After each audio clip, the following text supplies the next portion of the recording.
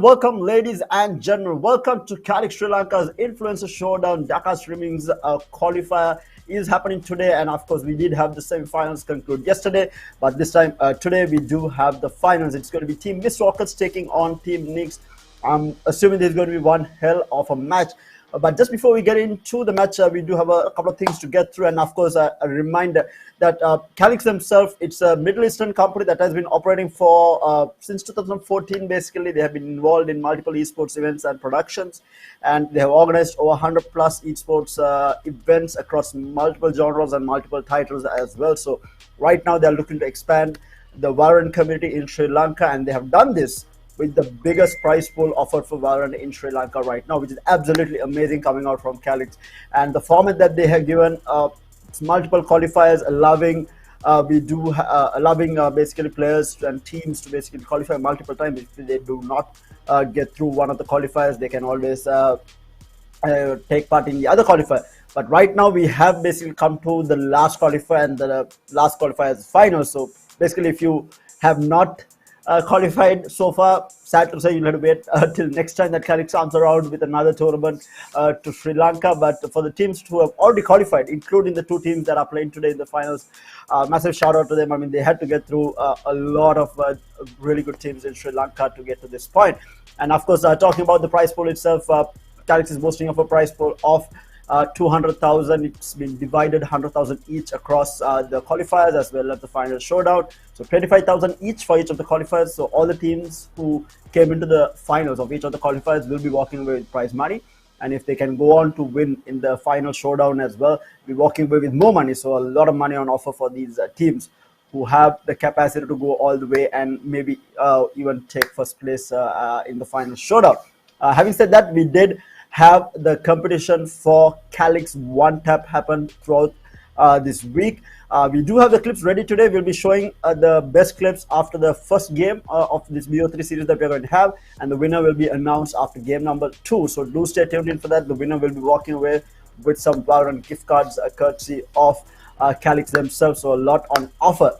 And just before we get into the game, of course, we do have a very special guest. He joined us yesterday, and he's going to be joining us today as well.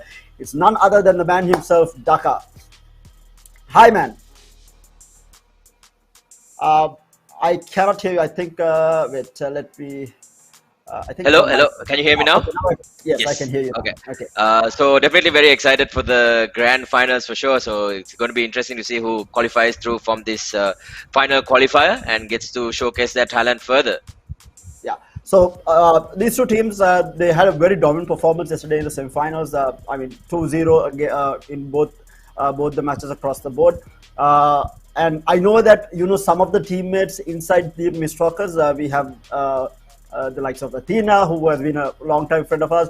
Are you leaning towards them to win the finals, or do you think that Team Knicks, which is a really new team, mind you, Team Knicks is a very new team to the scene, but they're extremely good. These are a young set of guys, a very young set of guys who are playing, and they performed really well in the previous qualifier as well against one of the best teams in the country. And this time around, they are facing off against Mr. What do you think the chances are from what you know about the teams? From what I know from the teams and from what I saw yesterday, I think it'll be a very interesting match for sure. It's very difficult to say who come out on top. I think the youngsters are very quick in their movements and in their the actions and decisions that they take. So maybe the more experienced team can maybe take advantage of that, because they tend to move quite fast, and maybe because they are young, they want to make these flashy plays a little bit here and there. I mean, they did make some really flashy plays yesterday as well. So maybe they can take advantage of that. Maybe force them into a situation where they don't want to be in. So definitely a lot of ways that the young team can grow. So it'll be up to the other team to basically abuse it and try to take any advantage that they can. I think they definitely can. They have a lot of experience. They've been playing the game for a very, very long time. But either way, it can go either way. I think both teams definitely have a very, very good chance of taking home the win here. It'll come down to how everyone is today and how well they'll be playing today, and whether their barometer got ready for everything. But yeah, definitely I think we're in for a very, very interesting finals here. Yes. So one final question before I let you go and enjoy the semi-final. I mean, the finals that everyone is waiting for. These are the two teams that are going to be representing you in the final showdown, which is happening next weekend. What do you think the chances are? Because we have 6 teams that have already qualified, so these are the last 2 teams that are going into the final showdown. What do you think the chances are for these 2 teams against the rest who has already qualified? And I mean, they what already. is your advice to them, basically? I mean, first off, they are going Yeah, through from my qualifiers, so obviously they are showing to win. Secondly, I mean, in terms of advice, I don't think there's much that I can say. I mean, they definitely have put in a lot of effort and time if they've gotten this far, obviously. So I yeah, think it's going to be very interesting to see whether they can take it all the way. I'm pretty sure they can. I mean, they have the talent, they have the skills. It's just about buckling down and making sure to study up, and it's not just about your own team. Figure out about the other teams that have also qualified and learn from them. Maybe go back and watch their games as well. So making yeah. sure that you have every advantage ready. So if they do that, I think any team has the chance of winning it, the overall the tournament itself. So, but hopefully, definitely, I'm hoping that the team going from my qualifier is going to be that in the securing that number 1 spot. Okay, thanks so much, man, for joining us yet again, and best of luck to the 2 teams who are taking part today. Hopefully, they will represent you very well in the final showdown as well. Thank you, Dhaka. All right, thank you so much, Sarah. So there you have it, guys. That was the man himself, Dhaka Streaming, coming to have a small chat with us because it is his finals, which is happening today. It is Mistwalkers taking on Team Nix, and of course, joining me on the cast, like always, is going to be Roscoe. Roscoe, are you there? Hi, Roscoe.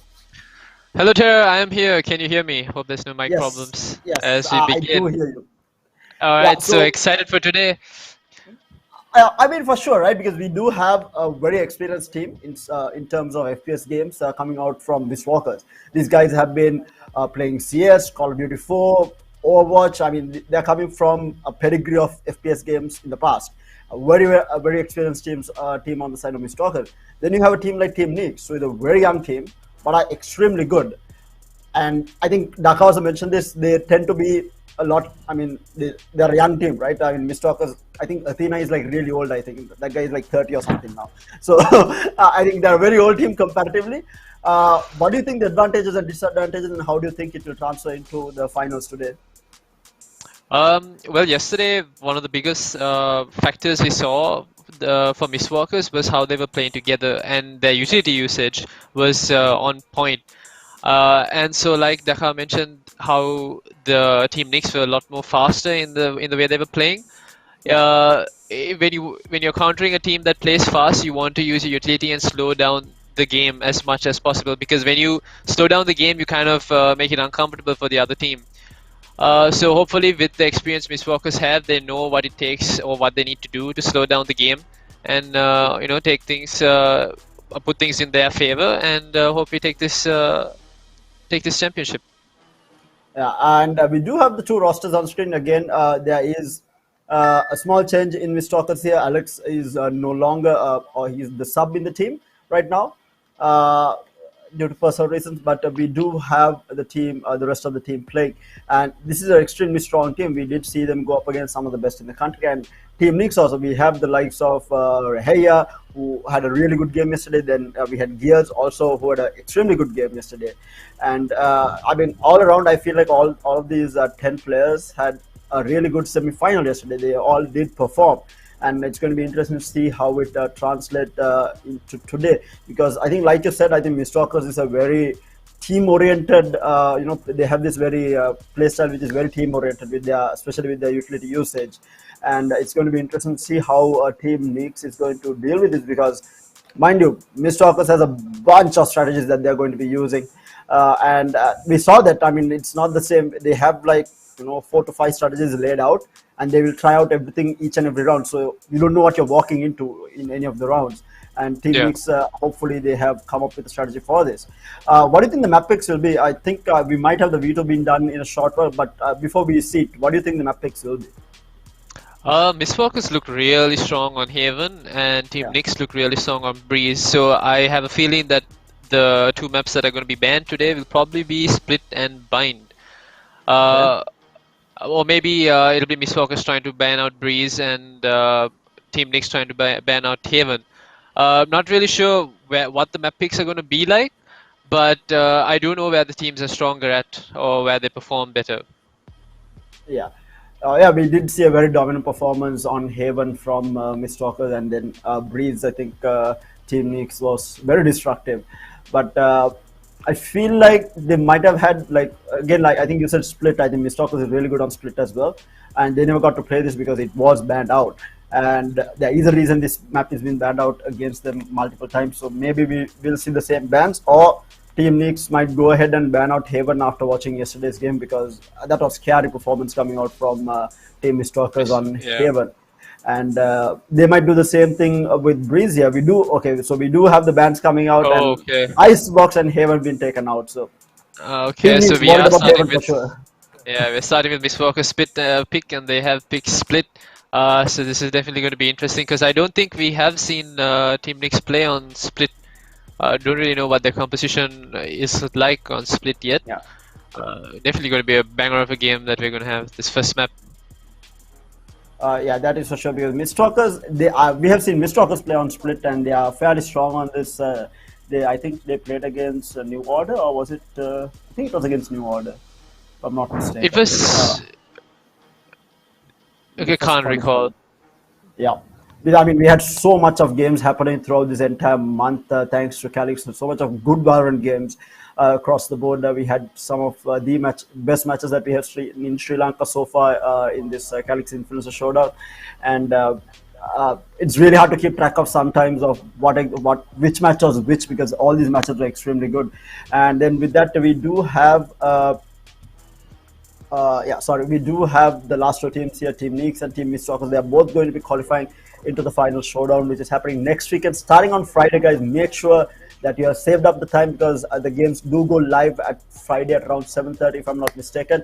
It will be on the Calyx Sri Lanka page, so make sure to follow it and keep up to date with when the matches will be going live. And mind you, throughout the entirety of Saturday and Sunday, there will be matches happening, and especially on Saturday where we have a bunch of matches. We'll be starting at around 10 a.m. or 10:30 a.m. If I'm not mistaken. So the entire day is going to be full of Valorant action coming our way, and it is the best teams in the country taking part. So it's always going to be an entertaining match for sure. And mind you, all of these are BO3 series as well, I think. So again, increasing the number of matches that we'll get to see as well as the action that we'll get to witness where these teams butt heads next weekend around. But today's action is obviously going to be between these two teams. But before we get into the game, guys, a reminder: we've been having this community competition throughout the entire tournament, starting from the first qualifier itself, which I think it was Aces. I think we started off with Aces in the first qualifier, and this week we did have Calyx one taps. So the best clips today, best clips of this week's will be showcased today after the game number 1, and the winner will be selected after game number 2. But now you've got to be wondering what you're going to be having for this coming week. And the coming week, the competition is going to be Calyx SL Best Play. So basically, this can be Aces, Best Plays, a clutch, whatever you have, whatever you think was your best play, make sure to submit it into the Sri Lanka Valorant community page with the hashtag Calyx SL Best Play, and make sure to tag Calyx Sri Lanka on the post as well, and stand a chance to be featured during none other than the final showdown, as well as walk away with some Valorant gift cards courtesy of Calyx Sri Lanka. So I think we do have the game ready as well, Roscoe. So we are going to be playing on split here. What do you think the composition will look like for Team Nix? What can they run? Because we have seen Team Miss Walkers play on split, but like I said, we haven't seen Team Nix play. What do you think the composition will look like for them? I think we'll see a pretty generic composition where you'll see a KJ. I don't think you will. They will switch out of Reyna and Jet, so those two duelists will definitely be in play. We're probably going to see a KJ, Astra, and I have a feeling Gears would be on the Sage. So pretty general pick coming in from Nix is what I'm expecting. Yeah, and Mistalkers obviously will have that Raze Jet combination. I am assuming. I think Nezuko was on the Raze, right? If I'm it was Nezuko. Yeah, it was Nezuko. Yeah, I think it's Nezuko, right? I think because Athena doesn't play Nezuko was on the than... Reyna. Nezuko was on the Reyna. So do you think it will be a Jet Reyna instead of a Jet Raze? I feel like on split Raze is a lot stronger, and I mean that just depends on whether Athena wants to switch from Jet to Raze. Having Raze on split is having Raze on split is definitely you have a lot of advantage, especially if you have the Astra utility to combine it with. But having Reyna is also pretty good. You can have that one player go in, push, kind of take those solo frags go on the solo missions to get frags for themselves. I mean, the combinations are endless. It just matters on how well the team gels together with that composition. And hopefully Because if I Mistwalkers has remember something right, new. Mistwalkers did play a race on Split, and they did this combination with the gravity pole and the paint shells on Split, if I'm not mistaken. Of course, we'll have to wait and see what they are going for. But we have seen some weird compositions coming out on Split as well. I mean, you still can run someone like a Viper, even Yeah. gives you good control over the map, and then we have seen ciphers being played instead of killjoys. Again, a really good pickup, especially if you're holding down A side. I feel like Cypher excels at holding down A side. Uh, I mean, we can have some weird composition coming out. It's going to be interesting to see how they change it up, especially with the buffs and nerfs that has come out with the latest patch, which came in the middle of the tournament as well. I mean, we did see Yeah. buffs coming out on KO. We saw a little bit of nerfs. I mean, not a nerf, I would say. I think a balance that Sky desperately needed, because Sky was just getting a bit out of hand, I would say. I mean, consistently picked in every tournament game. Yeah. On every composition, you will have a Sky, and then the Seekers being charged up that fast. I think every 1 or 2 rounds, and if the guy is fragging hard, every 1 or 2 Yeah. rounds you have Seekers, and like, what are you going to do about it? And even I think we had, I think what was the other change? I think we had the change on KO as well. Yeah. But we haven't seen a KO, right? Did we see a KO? I don't think we saw a KO. No. So far in this tournament, we've seen KO once, and that was Niwada who brought in the KO, and that was Yeah. also on Split. So, I mean, if teams have practiced KO, KO is very strong on Split and sometimes Haven as well. So, bringing in a KO definitely means you might have those easier site entries if you have to go against a Sentinel that's holding down a site.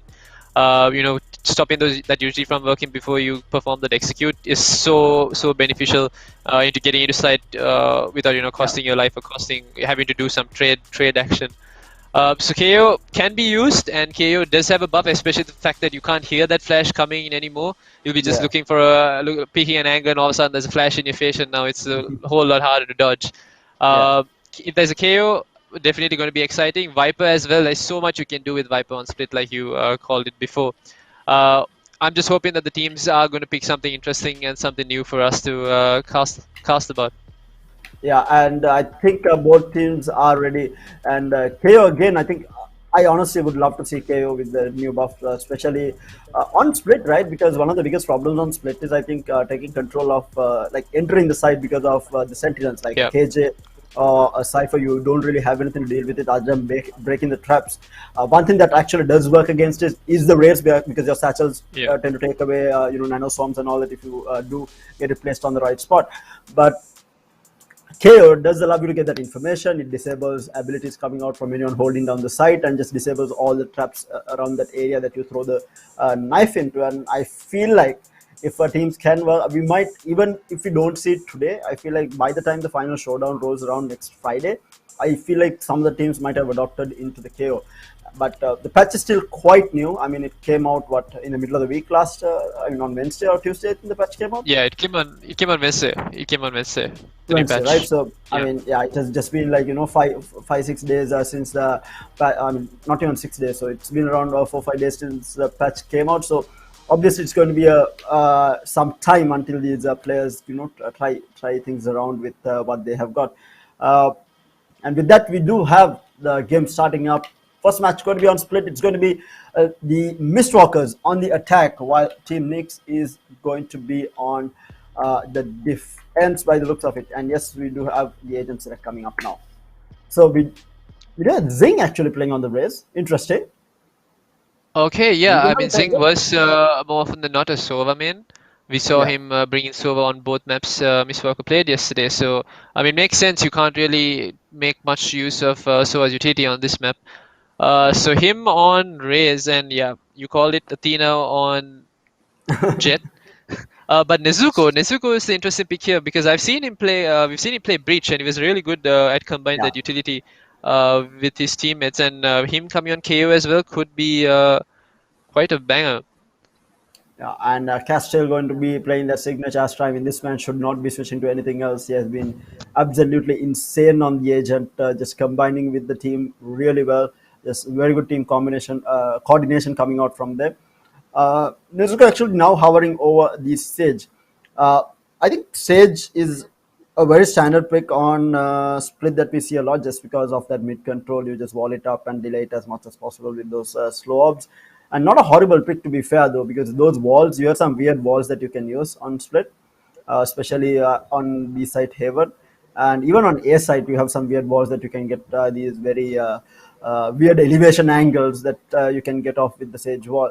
And I haven't seen a lot of it being used by teams, but definitely can be used if they really want to. But yeah, we are seeing almost similar compositions. The only change is the Reyna and Jet. But other than that, it's basically mirror comps from both teams. Yeah, the only disadvantage here that Team Miss Walkers has is that they don't have any flash agents. They have two agents that can create a lot of space. Yeah. Hopefully that can make up for the fact that they're missing a whole bunch of flashes. Yeah, I think that might, and the problem of clearing angles as well. I guess they do have Raze to maybe put his boom bot through all the paint shells, and especially with the combination of Castle, this will be really good. But what I'm waiting to see is how they work on this attack, because yesterday we got to see most of the time they were on defense, right? On both maps, I think they were on defense. We didn't really see them putting out any strats during attack. They only played 1 or 2 rounds on attack on both the semi-final matches. So it's going to be interesting to see how they perform on the attack here on split. What strategies they will employ. If I remember right, they are a team that favors that mid control. I mean, split has to be played for that mid control for sure. Yeah. And it's going to be interesting to see how they do this. The reason you want to go for that mid control is because when entering into either the A or B side, it's such a confined choke point that more often than not you'll always have one player from the attacking side that will fall, getting through that choke. So having that split control, the mid control, and keeping the defense guessing on exactly where you're going to go with this. Are you going to go towards Vents, or are you going to go towards B Heaven? And having those teams, the defenders, spaced out between the entire CT spawn area, kind of gives you that advantage. So that kind of explains why a lot of teams would go for mid control. Very rightly so. I think it's very important to take control of mid here. But I think we do have the game resuming back up. I think we were waiting for one of the players to sort his connection out by the looks of it. But yeah, we do have the game resuming, and it's going to be the first pistol round. Already walled up. They are trying to go into A site. This looks to be a fast A hit here. Athena getting tagged a little bit. He's going to be able to move away though. Turnkash stun from the Astra, not going to be able to find him, but meanwhile Castle does find Kenji here in the end. It's chaos inside the site here. Athena dashes forward into 3. Will get taken out by Cosmos there. And now they are rotating out of A site here. Zing and Castle Nezuko here going into B side. They do drop down. Rahaya is going to be here. Might get a pick here while they are jumping down, but he gets gone on and he is going to be good to get the kill on Zing. Will get traded out by Castle. Gears meanwhile takes out Castle. Nezuko good for the trade on Cosmos. It's down to a 2v2 now. Absolute chaos in this first pistol round. Meanwhile, and that was very risky. That was very risky from Nezuko. He had to do that cross to get the spike, but Miss Walkers do have the KJ utility to work with here as well, so this can slow down Team Nyx's retake by a substantial amount. They did manage to get the plant down. Gears is going to be entering through Haven. They are going to spot him. Meanwhile, 0 coming in. Meanwhile, Gears will be taken down all down to 0 here. Up against 2 for the defuse. Is he going to be able to do anything though? It'll be a tough one. Oh! Yellow bot. The boom bot catches 0, and that's double damage. Just have to do one right click, and really good recovery from Miss Walkers, said that having watched Athena dash into 3 players in the beginning. I mean, I understand the dash forward, what he was thinking. Maybe he was only expecting to see the Astra there, because that's the information that he had initially. Cosmos was the only one he saw after Kenji went down. And I think that's what he was expecting, but I don't think he expected to be running into 3 heroes there with the 3 agents there waiting for the dash. Yeah, true. And I mean, also happened to be that He was out of bullets, and now here comes a extremely fast hit into A side. It's just Gears who is on A side. Athena finds Gears, 0 falls as well. That's on A heaven. And the game right now from Nyx is damage. Yeah, how much can they do? They're up against 5 now, already having lost 3. They are going to get the wall up as well. We do have Nezuko looking at Heaven, going to spam through, trying to find Cosmos. They're not going to be able to find him. Oh, the pick from Nezuko will take out Kenji, and Athena will take out Cosmos as well, and the last man will fall. Rahaya, that's a flawless round coming out from Mistwalkers in their buy round. Now going into their bonus, and the first full gun round coming out from Team Nyx. What can they do to stop Mistwalkers entering? So now they kind of Team Mistwalkers kind of understand where the KJ is set up and where the Sage is set up as well, and the Sage slowing down their A hit was what was what was supposed to be the play for Team Nyx, so they can have those early rotations come in. But now they're switching it up to play Sage on mid, and there's 4 players stacked up towards A side for Team Mistwalkers. Team Nyx do have the gun advantage, but this is such a close quarters map that once you get close enough, you can cause a lot of damage, and that's what happens to 0-0 falls to Athena. Athena gets traded out by Kenji, but now Mistwalkers can fall back, and they do have a gun upgrade as well. On my way. Yeah, they do manage to find that. I think it was a Phantom. And look at this position that Shaggy is in. How did Shaggy get into this position? No way. Did he walk in for free into B side? He did. He timed it. He timed it exactly right. Raya had rotated past CT, and Shaggy got behind it. But Raya is back on rafters, and I think he's going to be able to catch some players. Yes, he does. He finds 3. All that work by Shaggy. Not going to amount to much, but he can backstab at least 1. He finds 1. Now the players know where he is. Gonna wait for him to swing. Pretty sure Shaggy wants to get that rifle. Oh, gets 2.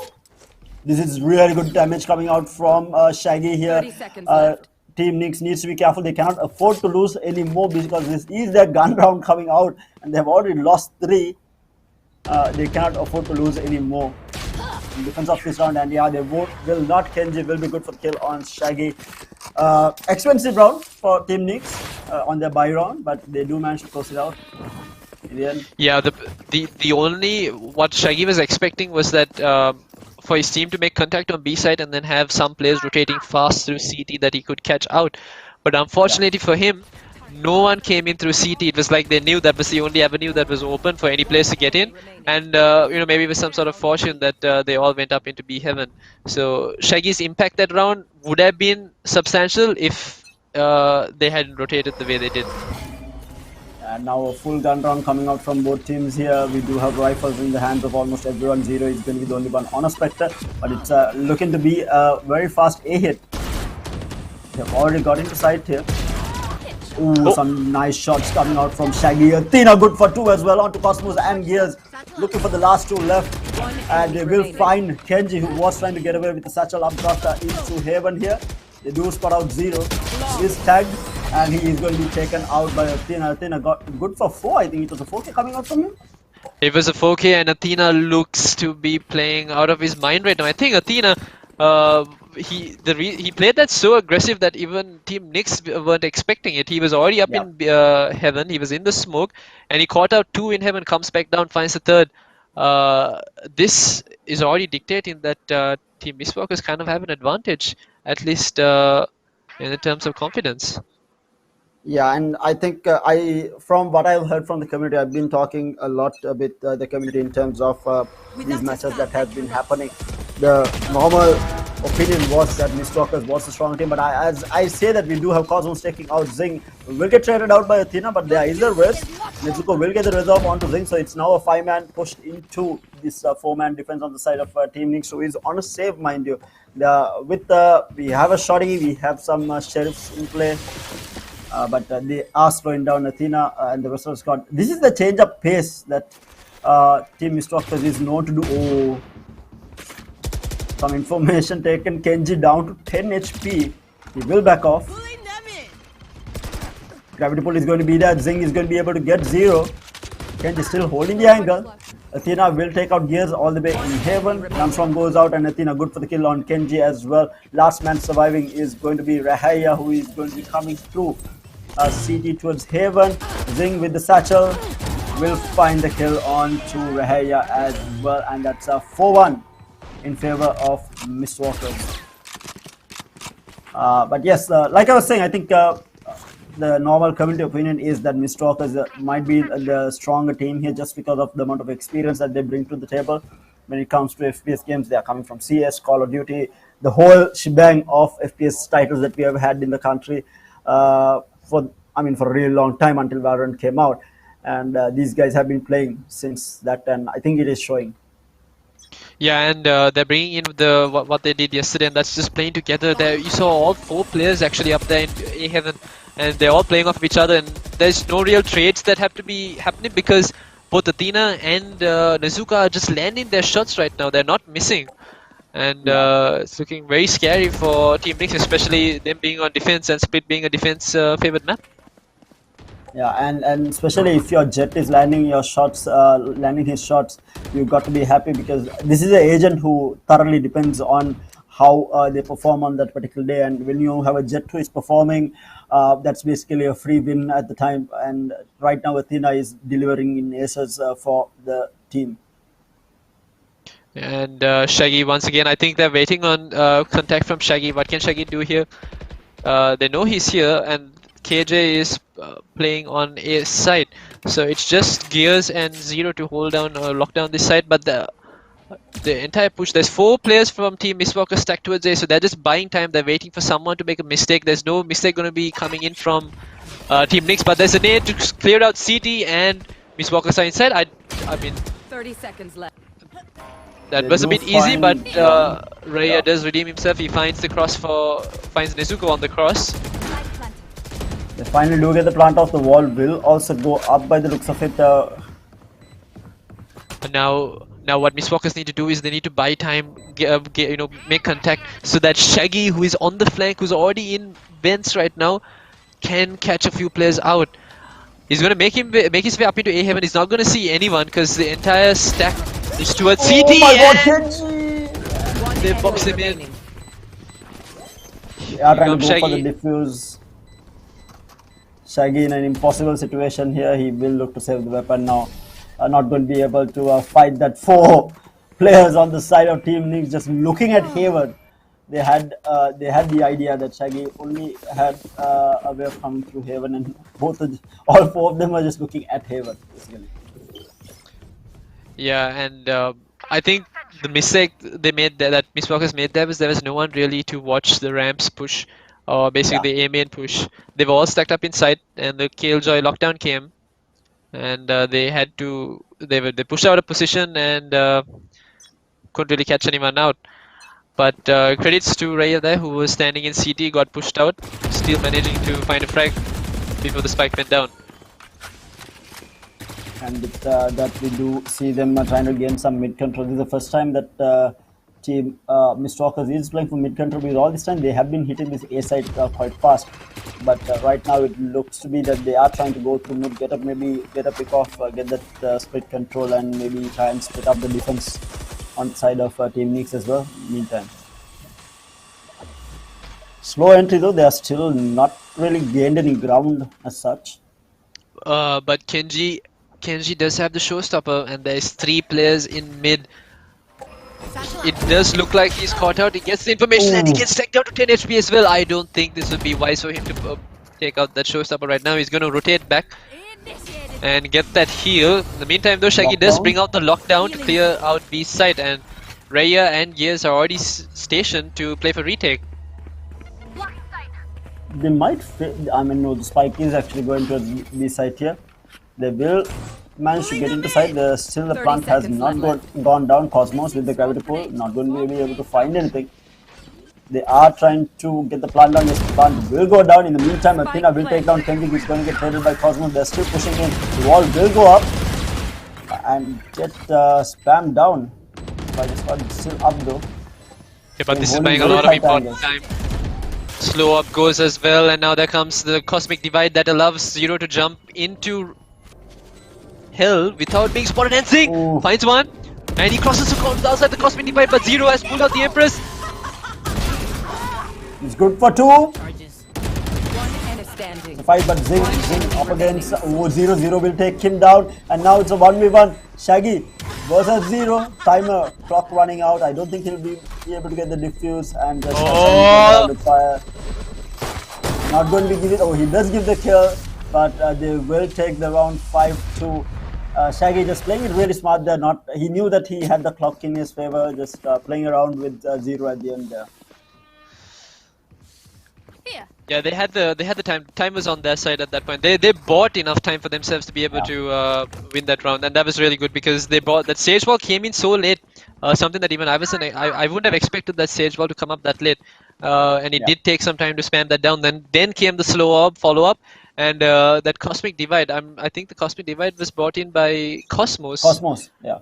Yeah, and I feel like that actually played in favor of Mistwalkers at that point because you had Nezuko who was on rafters who kept crossing back and forth between that divide, and he found through 2 frags.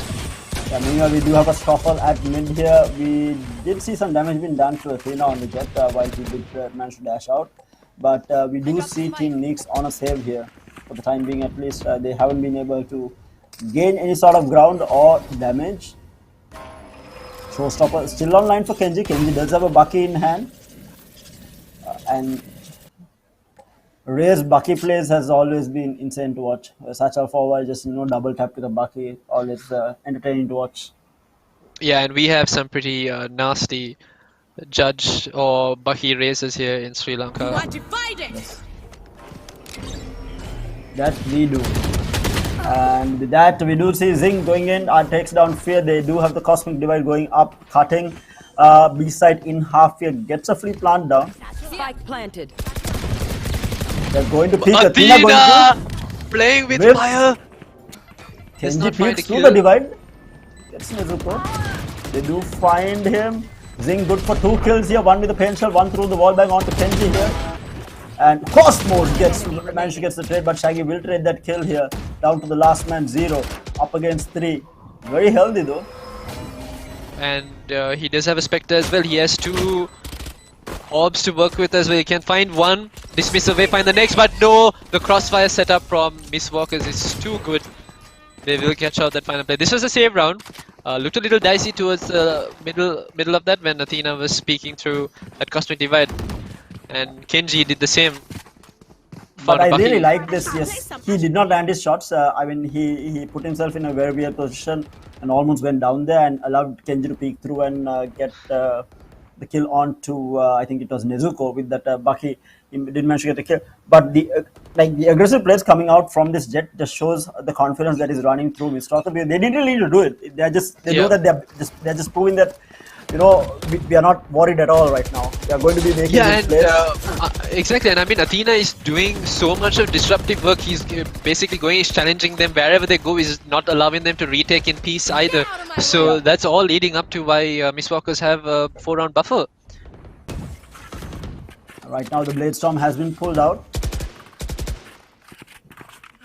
Again, a lot different from what we saw in the initial rounds coming out from Mistwalker. They have slowed it down after those initial fast pushes into A side. They have slowed it down, and again, this is disrupting the whatever strategies that Team Nyx is going to be coming up with, because what they were used to in the first 4 rounds or something, it was Mistwalkers running at them, and now they're cutting noise, they're slowing it down. But now this time we do have the Blade Storm. Athena dashing inside here. Gets the there we go. Athena finds one, but he gets straight up by 0-0 on side. Now he's gonna get caught out.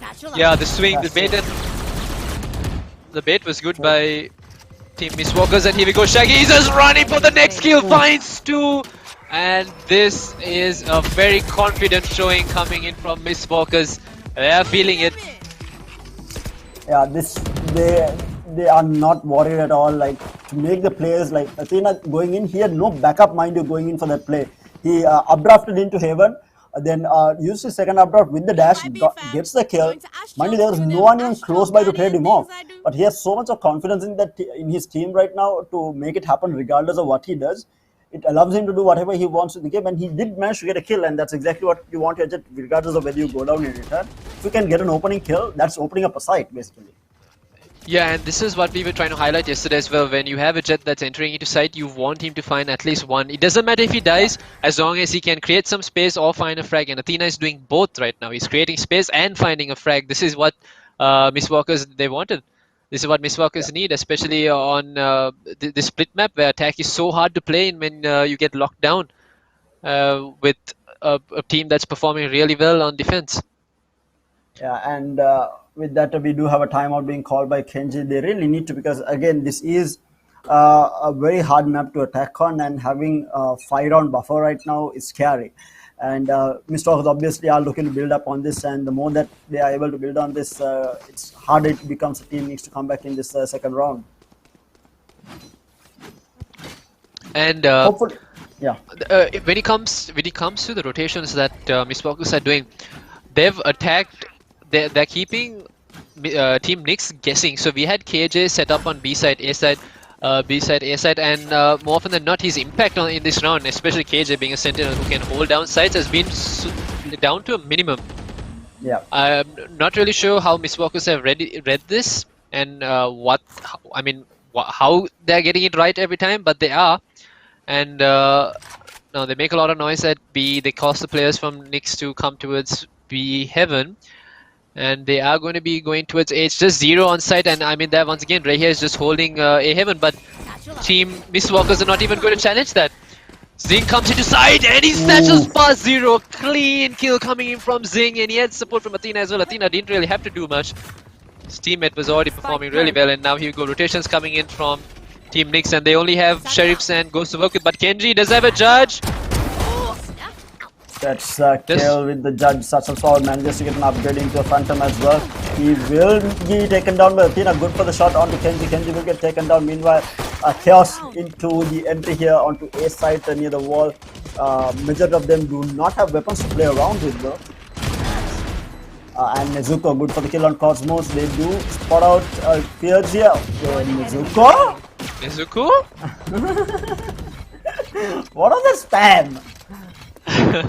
But last person only has the classic. They're going to hunt him down. Not going to let him save it. Yeah, there we go. Nezuko redeems himself finally. Finds that there's a third frag on the round for Nezuko. Clean runs coming out from Miss Walkers here. 8-2 right now going into this 11th round. They are absolutely on fire. If they can keep this up for the second map as well, this might be a 2-0.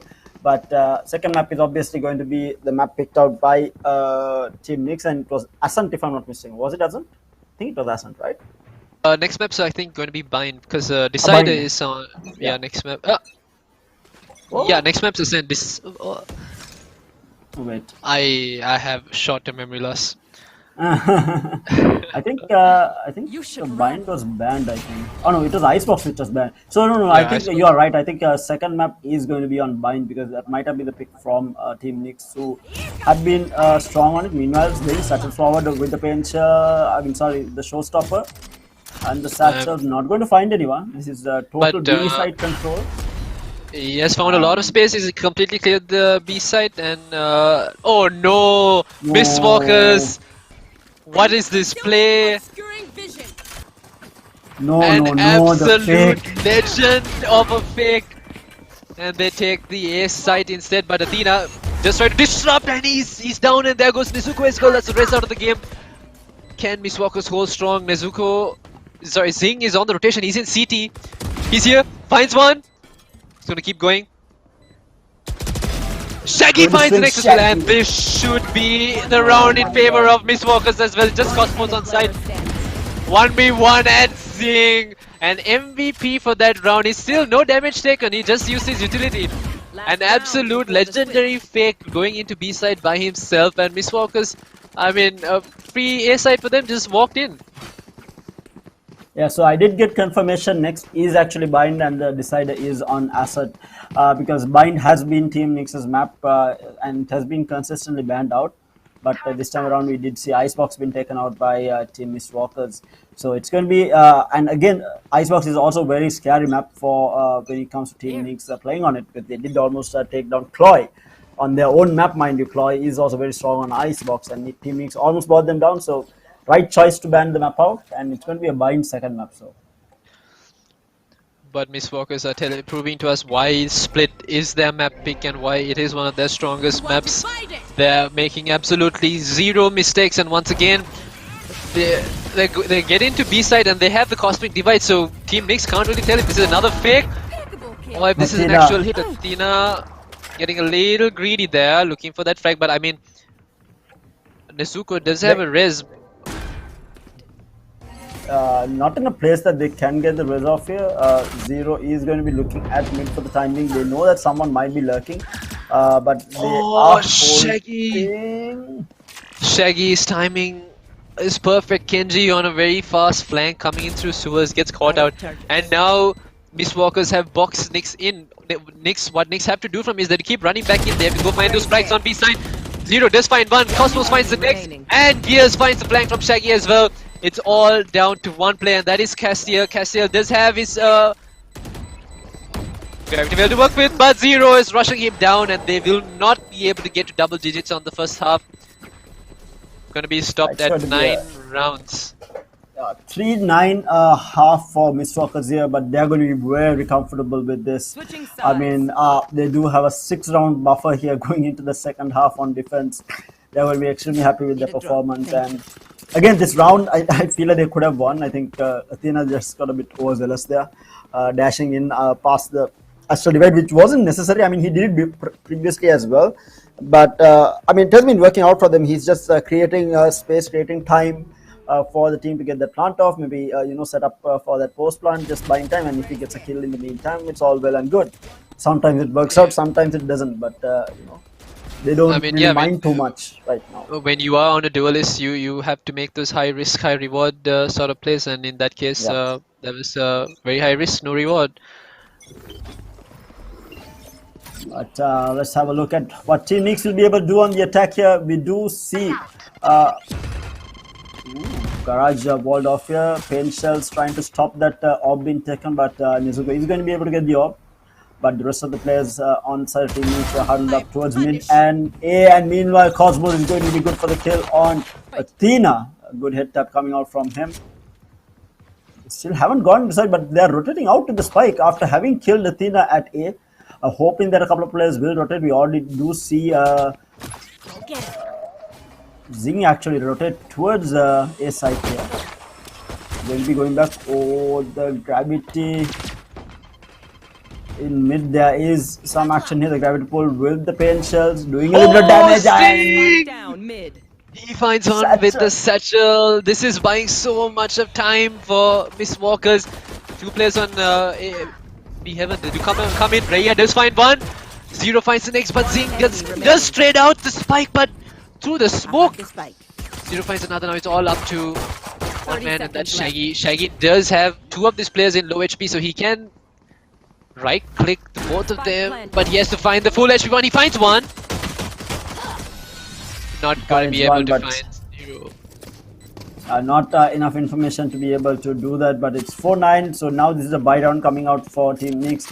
This might be a 5-9, so might be the part to come back here, and it all started with the Cosmos finding that kill onto Athena, and some really good team play coming out from Miss Walkers there. I think it was the gravity pull into the pain shells that did the initial damage at mid there, and then the satchel finding the kill onto I think it was onto Gears there on the Sage. But definitely interesting plays coming out from Miss Walkers here.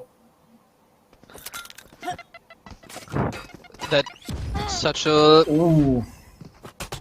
Let's go down to 50 HP with that pain shell again. This might be a fake. They have no idea that only Kenji here. Kenji going to be good for one, and he is going to back off.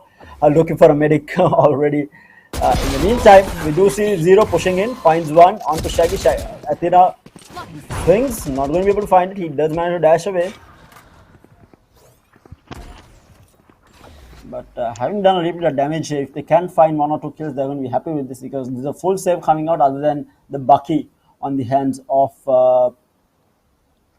Zing actually. And they're coming back to B side. Castiel gets spotted out in B heaven. And these guys have Spectres, mind you. They can't just keep spamming and buying time. And Zing does begin the charge, and he has found some aspect of the game. He does do some damage. One kill. not too bad, but they still have the buffer to work with, and this is their buy round. It's now the buy round coming out from a team Mist Walkers. What can they do with it? Obviously, Kenji isn't going to be able to buy up to a rifle. And the entire team is actually not buying up to a rifle just because of it. It's going to be just 0 on... no, actually, they are going to be able to buy up. But the rest of the side of Team Nix, 0 lost his life. He is going to be buying up to Phantom. And the rest of them obviously saving from that previous round. This is their bonus. They will be on the Spectres. And so far, the default from Team Nix has been pretty good. They've been catching out their players on A side and B side. Swarm grenade out. Once again, a very slow approach to the beginning of this round. The spikes drop towards mid, so what you can expect is a big fake towards A before they decide to hit the B side. Now, eyes on Athena. Can he hold down this this information grabbing play by Team Nix, and can he at least find one frag to put things in their favor? They are going to peek. Cosmos is going to be good for the kill onto Athena. Cosmos has been having Athena's number in ramps now multiple times. It's not going to be good. Meanwhile, again, this is the fake. This is the fake. They're forcing the rotations to come out, and already we do see Nezuko rotating towards the A side here, leaving just a Shaggy on B side, and the Calyx going down here. Just a bit of a scuffle happening at A side here, but Spike is actually going to come towards A now. This is why mid control is so important. And they don't know that this is happening. They are confused. The defenders are moving through A and B 30 here. seconds left. They are going to be able to get into A side here. The wall goes up, covering out CT here. And Plant will finally go down. Meanwhile, Kenji, Cash still good for 2 kills, but will get teared out by Gears in the end. And down to 2 players here. The heal from Nezuko is going to keep him healthy for the time being. Shaggy and him in a 2v3 here. Kenji holding a very aggressive angle at Haven. Going to get spotted out, and Nezuko is going to be good for the kill with a good headshot coming out now. 2v2 completely doable for Mist Walkers here, but can they make it happen? They have the clock that they need to think about as well. Rehaya is in back of side, so is Gears here, both of them holding side. 2 players drop down. They are going to be moving through here. They do find one here, down to the last man. They do find him. They do have his number, and he's good for one. Rehaya! Oh, Nezuko! What just happened? No way. That unbelievable clutch from Mist Walkers. I mean, it did look that it was in their favor, but I was sure Ray was gonna hit those ghost shots. But I think it was Nezuko going wild with his mouse, just rotating, kind of. Was that the reason Raya didn't land his shots onto Nezuko? No, I mean, I think Rehaya didn't swing wide enough because Nezuko was actually huddled in that, like, the corner there. I don't think he had a clean shot. He had to swing a little bit more. And I think he was looking at the spike. I think it's just a moment of pressure there, just telling on Rehaya there. I mean, I'm still in shock. Good God. I mean, But Mist Walkers did lose quite a bit on that round, even though they did manage to bring it back. It was their Byron, and already we do see Cosmos again finding Athena. Athena is not going to be happy with this. There is 3 rounds in a row that Cosmos has had his number, and they're not going to be happy with this. And mind you, they don't have good weapons in terms of, they are on a save even though they did win the round, because it was their buy that they barely won. They were forced into a save here. Shaggy is going to be the only one on a Stinger. The rest of them are on pistols. Yeah, and Castiel once again is stationing himself on Ace side. He's going to look for a couple of frags, but it's going to be so hard to do with just the classic. Now here we come, the push from Team Nix is about to come in. And Castiel has got spotted out as well. This is not going to be a good look for Castiel. Shaggy finds Kenji, and Cosmos good for 3. One dead. Spike planted. Nezuko finds one. He's not going to be able to get the upgrade, and he will get taken out by Rehaya, redeeming himself for that previous round. I think he found 3 kills in this round on Rehaya there on the Killjoy after that blunder in that previous round, not being able to get Nezuko on the defuse. But again, another full buy round coming out. See, you can't see him. He didn't swing right Look at the replay. Wide He enough. didn't swing enough. His initial swing wasn't wide enough, and by the time he realized, Nezuko started swinging around like mad in one place, and Rehe just couldn't land the final 2 shots that was required. But if the initial swing was wide enough, basically, he would have been able to get that kill. But just panic. I mean, it's pressure moment. You're with a ghost fighting up against Nerves. 2 players. Yeah. You found one, Yeah, it was but nerves. you know. And now we've seen what's been happening at A side, and it's been Athena's number being taken by Cosmos, and so this time he does have support from Castiel. They're both holding a crossfire for anyone who dares peek past this smoke. Unfortunately, though, really good, though. Cosmos is playing at mid. And there we go, They're not Castiel challenging him. trying to bait for Zero, trying to bait for Athena, but will Athena find the frag? Zero, can he spot him out? Oh, it's all. This is going to be a Calyx flick. This is going to be a Calyx flick situation about to unravel right here. Oh no. The timing between both players. Athena gets caught out once again. Again, Athena has been dying first in all of these rounds, and this is going to open up A side again. And we do see the rotations coming out though to defend it. Since Athena did go down, we have Cosmos 30 as well as seconds Nezuko holding downside Mingle. They are going in, but Shaggy holding the angle. We get traded out by Raya. It's a 3v4 now. They will take control of B side with Shaggy having gone down, but Zing taking matters into his own hands, satchels above the wall and finds Cosmos. You And should they bring run. it back to fighting terms. Zero. Oh, this is going to create a lot of space. I think he knows where Zero is. I think Zero is going to get caught out, and he does! And they have a res as do have a well. res as Oh, this is. Oh, but here's Down Big Zero. finds two!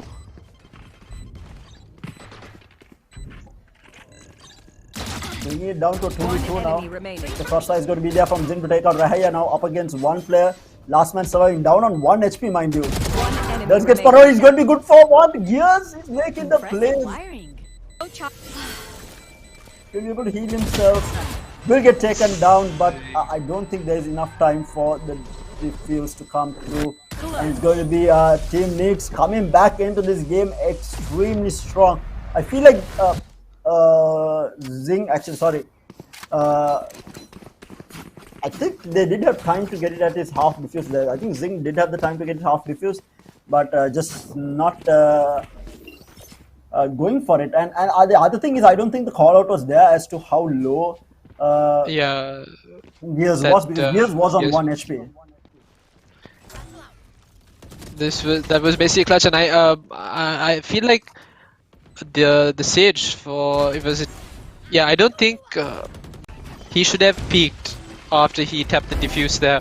Yeah. You could have held it. Oh my god, this GD combination, and once again Athena, he keeps falling at A side. I don't think. But this is a very aggro push coming out on a save from Mr. Walker. They already find 2 numbers advantage, but as I say that Zero did manage to get that kill on Shaggy now. It's a 3v3. They have found some sort of weapon upgrade. Top of the wall. Oh, that arrow swarm onto Zing. Raya will take him out. He's not going to be happy with that. Last player standing. The swing coming out from Raya will take out Nezuko all down to Cosmos in a 1v3. Oh no, Castiel.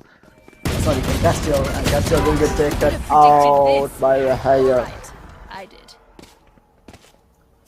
8-2, what a comeback from Team Nix here on the attack. Indeed, they're playing it very slow and passive, and that save round push from Miss Walkers is actually really nice. Nezuko's slow up combined with Castiel's gravity pull and Zing's nade. I think it was Kenji who got caught out there. There's absolutely nothing you can do in a situation like that. Yeah, I mean, slow up, gravity pole. What are you going to do against a pain shell that is flying at you? You just sit and wait to die at that point. But a full gun round coming out from both teams here. We do see the operator for the first time in the hands of Athena, not being able to find that initial pick. He's going to be able to dash away. Again, I think Team Nix is playing this really well. They're not giving Athena any space. They are taking Athena out at the start, and it has been the case in all the rounds during Team Nix's attack. But this time around, Athena does manage to get away. He does have the op in hand. This is mid And control though.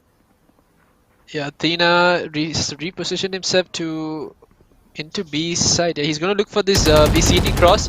Castiel, Jigopi get some information now. They know where the hit is about to come in. Kenji has pulled out the showstopper as well and will find Nezuko. Nezuko tries to wall the players out, but Athena once again getting a little too aggressive. He's not gonna find anyone. I'm going to be able to get that kill. Cosmos in the meantime finds Zing. Miss Castle is going to be good for the kill on Cosmos. Zero will take out Athena on that op, and Kenji will clean up the kill onto Miss Castile as well. Shaggy up against 3 here will get taken down. Distraction from the pain shell. Rahaya good for the kill as well. This is some really good Valorant coming out from Team Zing. Just reading how Mistalkers likes to play and just destroy them. I feel like it's still down to Athena. Athena hasn't been performing in the second half. He hasn't got anything done whatsoever. I think he's after his initial 14 kills he got in that first half. I don't think he has landed a kill in the second half. Yeah, he hasn't actually. He looked really strong in that first half. He was doing so much of damage, but I feel like this slow play that they do on defense has been kind of costing him that momentum that he had, and the fact that he has been the first blood instead of finding the first blood for a number of rounds. Yeah, I think the only time that he did not go down first was this round. Oh, meanwhile, Shaggy good for the headshot onto Kenji with that Sheriff. Will get the first blood in the hands of Miss Walker this time around. Blaze Stomp off from Athena, looking for a PK. He does put out one, does manage to find 0 here. Athena gets himself on the board for the second half here with that Blade Storm. But And Gears now- does have a res. They can get this res up. They can bring Kenji back into the game. Yeah, that's what they're going to be doing. And Still a 4v5, but the gun advantage obviously for Team Nix here. Zing down to 2 HP now, has a bucket in hand. Op from Kenji, not finding the shot. The pain shell flies out, trying to clear that Haven there. Shaggy does get the bot out here. Kwan still hasn't gone down, playing against the clock, 30 seconds left. Athena does manage to find a weapon, he does get spotted out. Spike has to come all the way through sewers now. It's 20 seconds left. Meanwhile, Gears will take on Athena. Kenji is good for the kill on Castile as well. It's a 2v. Meanwhile, Raya takes out Zing. So now down to a 2v4. 10 seconds left. Spike will finally go down here on the last 10 seconds. This is really good playing coming out from Team Nix. Even on a save round, playing it safe, making Team Mistalkers work for it, and this slow pace is telling on them. Kenji misses the shot. They will find the kill onto him, Nezuko. In a doable situation here, they will recover the operator. Are they going to save this though? yeah, I think they are going to be saving that operator for the next round. Nezuko is going to be sticking back here to try to find some exits, and he could potentially do a lot of damage because there's 2 players coming in towards him. Will Nezuko find them both? He finds one! Standing. That's good enough. A lot of damage being done, but Team Nix's economy is already looking really good. Yeah, and that is Team Nix equalizing. Who would have thought from a 3-9 half that we would have been in a 10-10 by now? But Team Nix making a massive comeback here, and Mr. Walker is in shambles right now, and it is Athena calling the timeout now. Obviously, a good timeout coming out, trying to break momentum. Obviously, they need to break the momentum on the side of Team Nix, as well as come up with a strategy to try and hold this. Right now, they are being read, they are being outplayed across the map.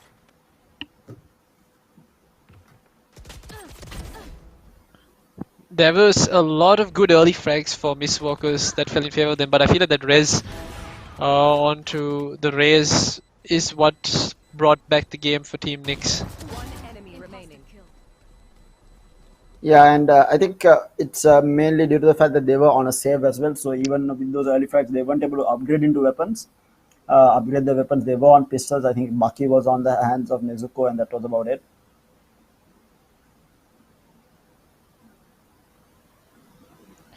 But 10 seconds left on the timeout. Let's see what Mistalkers can do with this and see what they can do to come back into this game, because right now Team Nix seems to be on fire coming back in. Yeah, and I think the fact that Mistwalkers have been giving up mid control so easily is what Team Nyx have taken advantage of. Mistwalkers, they do challenge for mid early on in the round, but then they give it up almost immediately, and that's what is forcing them. Because once Team Nyx has mid, you can see on the minimap, Team Mistwalkers tend to rotate through CT and they go back and forth. There's no real positioning from either of any of the players on the side of Mistwalkers at this point to be able to trade anyone out. Now the Astral Divide goes out from Team Nyx here, takes control of B side. There are 3 players here, but this is a fake though. The spike This is is all a the way fake. at A. But Yeah, this is a fake, but Athena finally, the man comes alive there. You needed the guy to do something, and he finds the frag, he finds the spike as well. So now Mistwalkers know exactly what's going on. They are going to be rotating fast, but in the meantime, Zero has picked up the spike and is going back towards B. It's only Castiel here on B side. Best he can do is here listen for info and maybe stop the spike for a bit. They are going to go into B side here, and Castle is going to be the only man here. The rest of the team still not rotating. They're expecting this to still come A. This is the problem with the team Nyx playing mind games. Now they know that this Sensor Plant is going to go down. It's going to be a 4v3 retake in favor of team Mistwalkers, at least for the time being. Let's see what they can do with this. Oh, Now they the have a lockdown goes lockdown out. as well.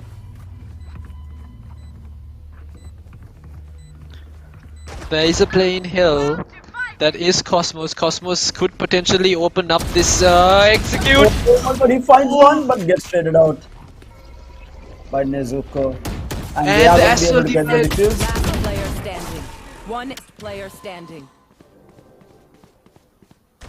And this is a lot of damage done though. I mean, they had to commit so much into it. The Astral Divide had to go down.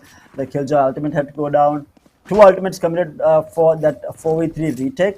And the economy is not that great.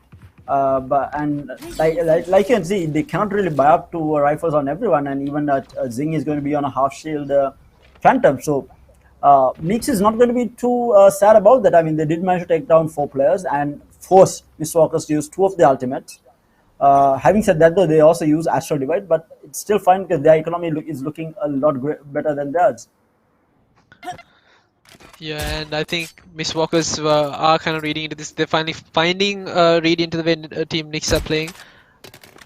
The double, triple fakes that are coming from the side of Nyx, and once again, Athena no longer being aggressive towards Aiming, because that's where the entire map has been opening up for Team Nyx every time Athena falls at ramps. Instead, he's going to be playing for information down here near elbow. He's going to be waiting for someone to cross, and there is Zero and Gears joined up with Rhea, who are about to cross, and Athena spots the player out, gets tagged up a bit as well. Does call in the support from Shaggy, and Athena repositions himself. Lockdown comes out from Team Nyx here towards the Minute. They might have a fight here. Kenji will take out Athena. They do pop the showstopper, but showstopper on showstopper, it's going to be Zing who gets the kill in the end, and it's going to be all even going into this.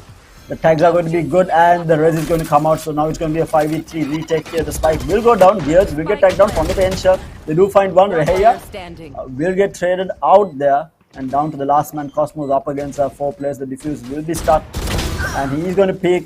He's going to be good for the kill on Athena. I didn't even see him go down there, but will get traded out. And that's a match point coming out for Mistwalkers. Looked a bit scary for some time, but they finally get to that critical round number 12 under their bag. Yeah, it looked pretty clean, that retake as well. They came clearing out vents actually. They found the frag onto Kenji and Zero as well, who was trying to hold down that push, and then they had the res as well. So they have used 3 ultimates in the course of 2 rounds, but all of those were to win the round, so I don't really think Mistwalkers are going to feel too bad about what they've done. It's been good results. And match point, let's see what Team Nyx can do to come back into this. We do have the game resuming back up. I think it's paused though. Wait, it was paused. I'm not sure. It is paused. Yeah. Timeout has been called. Yeah, I think the team needs to call the timeout. So now they need to obviously they need to come out with something to force 2 rounds in a row now to force OT in this map number one. But I mean, hats off to Team Mix. This has been a crazy performance coming out from them in this first map because at the start it did not look like that they will ever have a chance of coming back into this game because Mistwalkers look so crispy in terms of their shots, the way that they're entering sites, but their defense just fell into shambles. Especially, I think majority of that has to go to Cosmos. Putting the fear of God into Athena there in ramps because I think she was taken down like what 4-5 times in a row on In ramps. a row. Yeah. Yeah, and that actually allowed them to win so many of those rounds on attack. And I think that again it goes to show the experience coming out from Mistwalkers as well because Athena after that timeout he did not pick that at all. I mean it takes like if you're not hitting your shots, if you're not able to find that frag, you need to realize that this player has my number at this point and I cannot take that duel against him. So I play for information. I mean you need to have that down to you need to be able to get your ego down as well to be able to do that, and that's exactly what Mistwalkers were able to do it. And we did see Athena afterwards just playing for information. He was not taking the gunfight afterwards against Cosmos or whoever else was pushing that. It worked out for them, but we do have the round resuming match point for Team Mistwalkers. Let's see what they can do. The Gavin Pool is going to be there. The swing from Castiel is going to be able to find Kenji here. Might find 2-0 Oh, as the well. damage Oh from my God. Castiel. But the But trades are yes, just as and good. Reya. It looked horrible until Gears came in with the trade. Yeah, and Gears did not get the plant in. It does not have the res. If Ray had let Gears take that spike down, he would have had the res. Could have brought in one of the players back into the game. But now it's a 3v3 retake. No ultimates to use. But there is a lot of utility that they can be throwing into side. There we go. Athena smokes off his dash. He gets into side. Crossfire set up, and there we go. Gears falls. Athena. One enemy remaining standing. Ooh, Rahaya good for 2 here. And Nezuka now manages to get one up against one player here. It's a 1v1. What can he do? Going to stick. He's going to swing and he's going to be able to get it, but he does not have the time. And he will have to get out. That's Team Mix finally finding it in the end. And it's 11-12. What a game this is turning out to be. And mind you, the eco isn't that great because now Zing does not have the money. He is going to be able to go in for a judge though. And on the side of Team Mix as well, their eco isn't great. Both teams are not having great eco going into this round here. Look at the buys coming out. We have 2 judges at play here. Castiel is going to be on half shield judge. Zing is going to be on a full shield judge. And we have a Spectre. And even on Team Nix's side, they did win the round. So they do have more rifles in hand, but they do have a judge on the hand. Eco in a bit of a crazy situation. Meanwhile, Athena holding a very aggressive angle this time around. Changing things up. He's going to be able to dash out here. Attacker, Killjoy, Lockdown is in place. He does spot out Shaggy. Again, they were not expecting 2 players to be holding this. The Lockdown will finally get one player detained. I think it was Shaggy who is detained. They do have the res as well. They can bring Kenji back online. Athena jumping down, getting taken out by 0. Now it's down to the 3 players. We might have an OT game on our hands here. It's a 4v3. You will not. Zing holding the angle here, does get spotted out. He will go down. We might have an OT in our hands. That's Nezuko going down as well. Castiel holding down. Up against 4 players. Good for 2 kills. Up against 3, now down to 32 HP. Can he make it happen? He swings that, he gets another. That's 4 kills for Castiel. Up against 2, the last 2. He finds, spots him out. Still down to 32 HP. He manages to upgrade into a Phantom, spots out another. He knows where the players are. The gravity pool is going to be there as well. But he is not going to be able to do it. Cosmos will get the kill. And we are going into OT in this map number 1 between Mistwalkers and Team. What a game this has been. Jesus Christ, Castiel on side position perfectly to find 3 frags. That looked absolute extreme. chills, man. What a game. What a game. Definitely gave me goosebumps there, but Castiel solo hole, but it's who would have been expecting this 9-3 half, and we are already at OT here between these 2 teams. Those early round plays from Mistwalkers looked really good. They found Kenji early on, but then once again Athena getting a little too greedy for that fast kill. And unfortunately for Zing, he did have a good position with a good weapon, but Cosmos had his number as well. And here we go, Castiel with this play almost had it for the team. Judge and a dream, he almost did it, but I think if he had a little bit more HP, he might have been able to do something. But it wasn't good enough. But here we go, OT. It is going to be Mistwalkers on the attack, and they're defaulting this time around. The spike is towards B side, but it is basically a full default coming out from them. Two players playing towards mid. It's going to be Shaggy playing towards A site here. Still haven't really entered a site as such. And mind you, mid control has been left completely by Team Mix. They are letting Mistwalkers have this mid control, but they do not know it. Mistwalkers has no idea that the mid is open right now. Yeah, they're reading into how Mistwalkers are playing those attack rounds, and they know that Mistwalkers actually didn't do anything towards mid, so they can afford to station all of their players heavily towards B or A side. They're not even going to worry about mid. They're going to let Mistwalkers take it, and the call was right. Mistwalkers now making their way towards ramps, and Amen. There's 0 on A side. He should be good for at least a frag. He's not going to get cleared out. He doesn't get cleared out, and he does get caught out. Now Cosmos as well has fallen on Heaven. Now 0 alone on side. There's a couple of players, but Raya peeks from... Horrible situation. Again, it's going to be Shaggy left in a 1v4, not going to be able to do it. And that is Team Nix taking the lead in this OT. Match point for them. Match point. And I think Mistwalkers is in all sorts of trouble now because Team Nix looks to have their number. I mean, these guys came back from a 9-3 to force OT, and they took the lead for the first time now.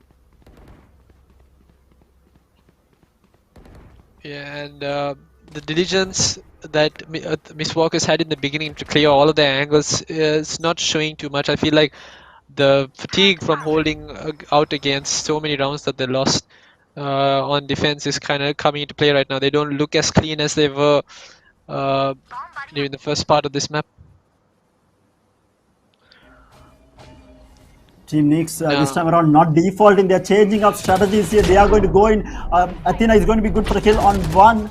Takes out 0. Shaggy will take out Rahaya as well. Oh my god, Athena swings. Get another 2 here. Down to the last man, Kenji. Up against 4. What can he do? Just does get spotted out. Does not get the plant here, but he's getting rushed in from all sides. Will get taken down. 13-13. We are going in for the second OT. Oh my lord. Sides. Overtime. Same story that happened to Mistwalkers happened to Team Nix as well. That rushed into aim in, not clearing out, or looking the wrong way rather than getting into side. Athena finds 1 and Athena finds another 2, and you wanted the man to come online and do something for the team, and that's exactly where they would have needed him. A perfect time for him to come online. Yeah, definitely. What better time than to even things up during OT especially. But it's going to be Mistwalkers on the attack again. And this time around, they are not slowing down. We already see Zing going in with the satchel forward. The wall is going to be broken. He does get spotted out though. In the meantime, complete mid control has been taken, and they do seem to be going back towards a site here. But now, this is something that Mistwalkers did not do the last round or the prior rounds when they were on attack. They took mid. Now things might look a little too dicey or look a little scary for Team Nix because they are spread out paper thin. There's just Sage, just Gears on B side. Actually, no, he does have support from Kenji as well. And they are being forced out of sight by the looks of it. They are going to be hitting towards B side here. All 5 players now going in. Kenji is going to be good for 1 here. Does not get traded. Nezuko will get the trade onto Gears here. Will take out Kenji as well. That's 3 players. 2 players going down. So 4v3 now retake Nezuko. Cosmos actually spamming through. Not going to be able to find a kill, and the plant will finally go down here. So 3v4 retake. Castle is going to take out Cosmos as well. Now it looks a bit impossible for them to go for this retake here. Rahaya and 0 left. Shaggy is going to be able to get Rahaya as well, and 0 up against 4 players here. He's going to be going in. The Reds is going to come out on top of it. Insult on injury there, and that's going to be a 14-13. Basically a flawless since the last man was also about back to life. Match point. That looked a lot more clinical. That's the Mistwalkers that we're used to seeing. Very clinical in clearing their corners, very diligent play coming out for them. No one overexerted themselves. And I think it was Nezuko, the MVP, that at the beginning of the round found 2 frags on B side. Did have to wait for Zing to get traded out, but that's exactly what you need when you play for trades. He did find 2, and with the plant, he did manage to get the res off as well in the end. But 14-13 now, can Team Nix bring this back to equalize things and force the third OT? And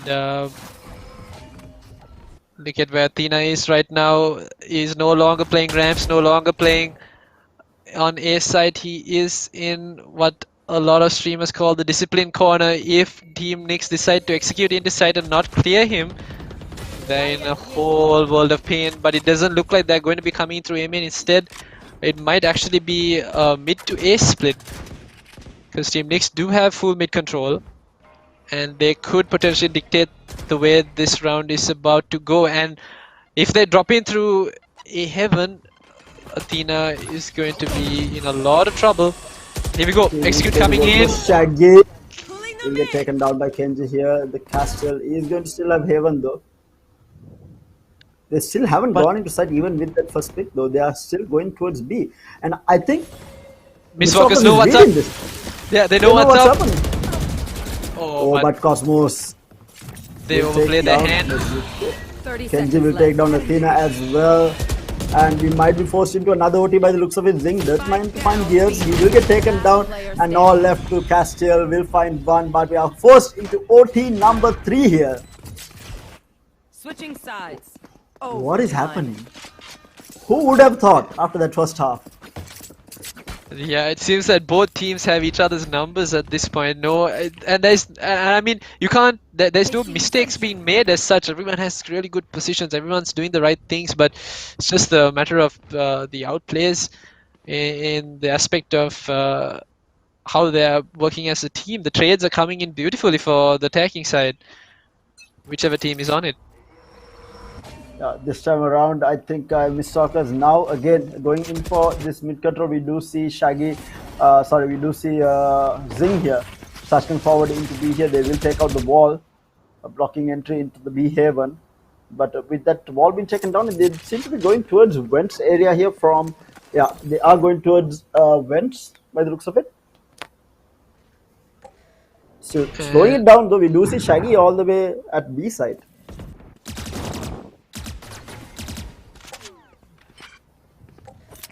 Making noise, they're waiting for them to get impatient here.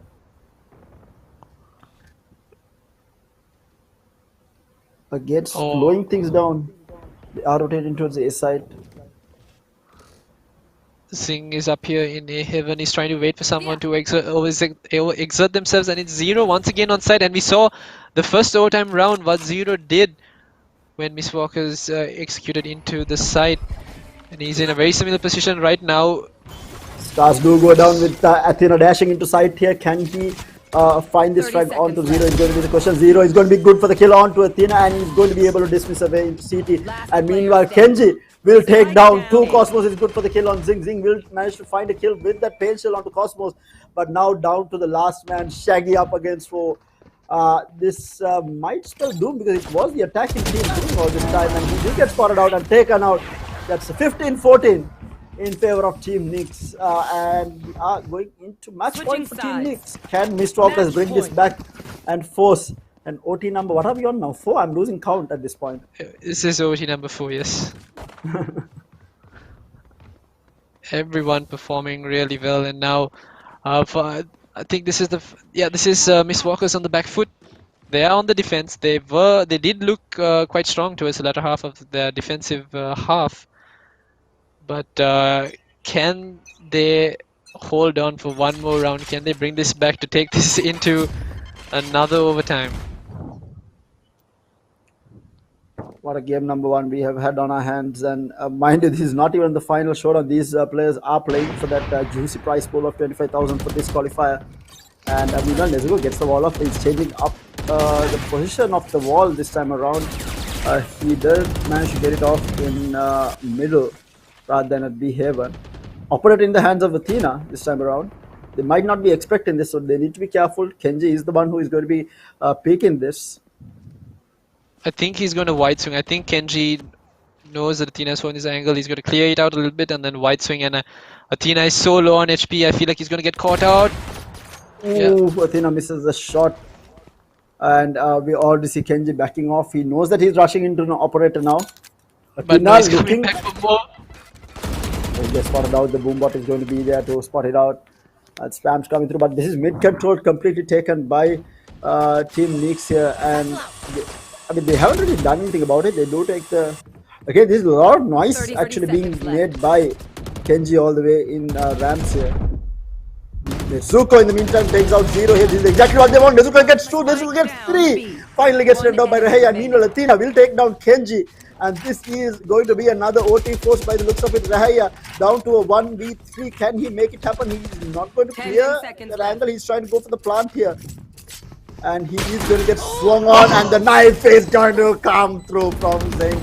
The disrespect coming out from him. And that's going to be another OT force by Missed Walkers. Oh, the BM. And it was a very good side hold on B side, wasn't it? Nezuko and Zing who Nezuko. created the crossfire. Nezuko finding such a hard angle to play as well, and he comes out with 2 frags. Switching sides. He actually found 3 there. Overtime. Nezuko got 3? 3 kills in the he found 3 kills from everyone who was coming through Haven. There was absolutely insane. Obviously, it was basically facilitated by Zing also being there with the crossfire.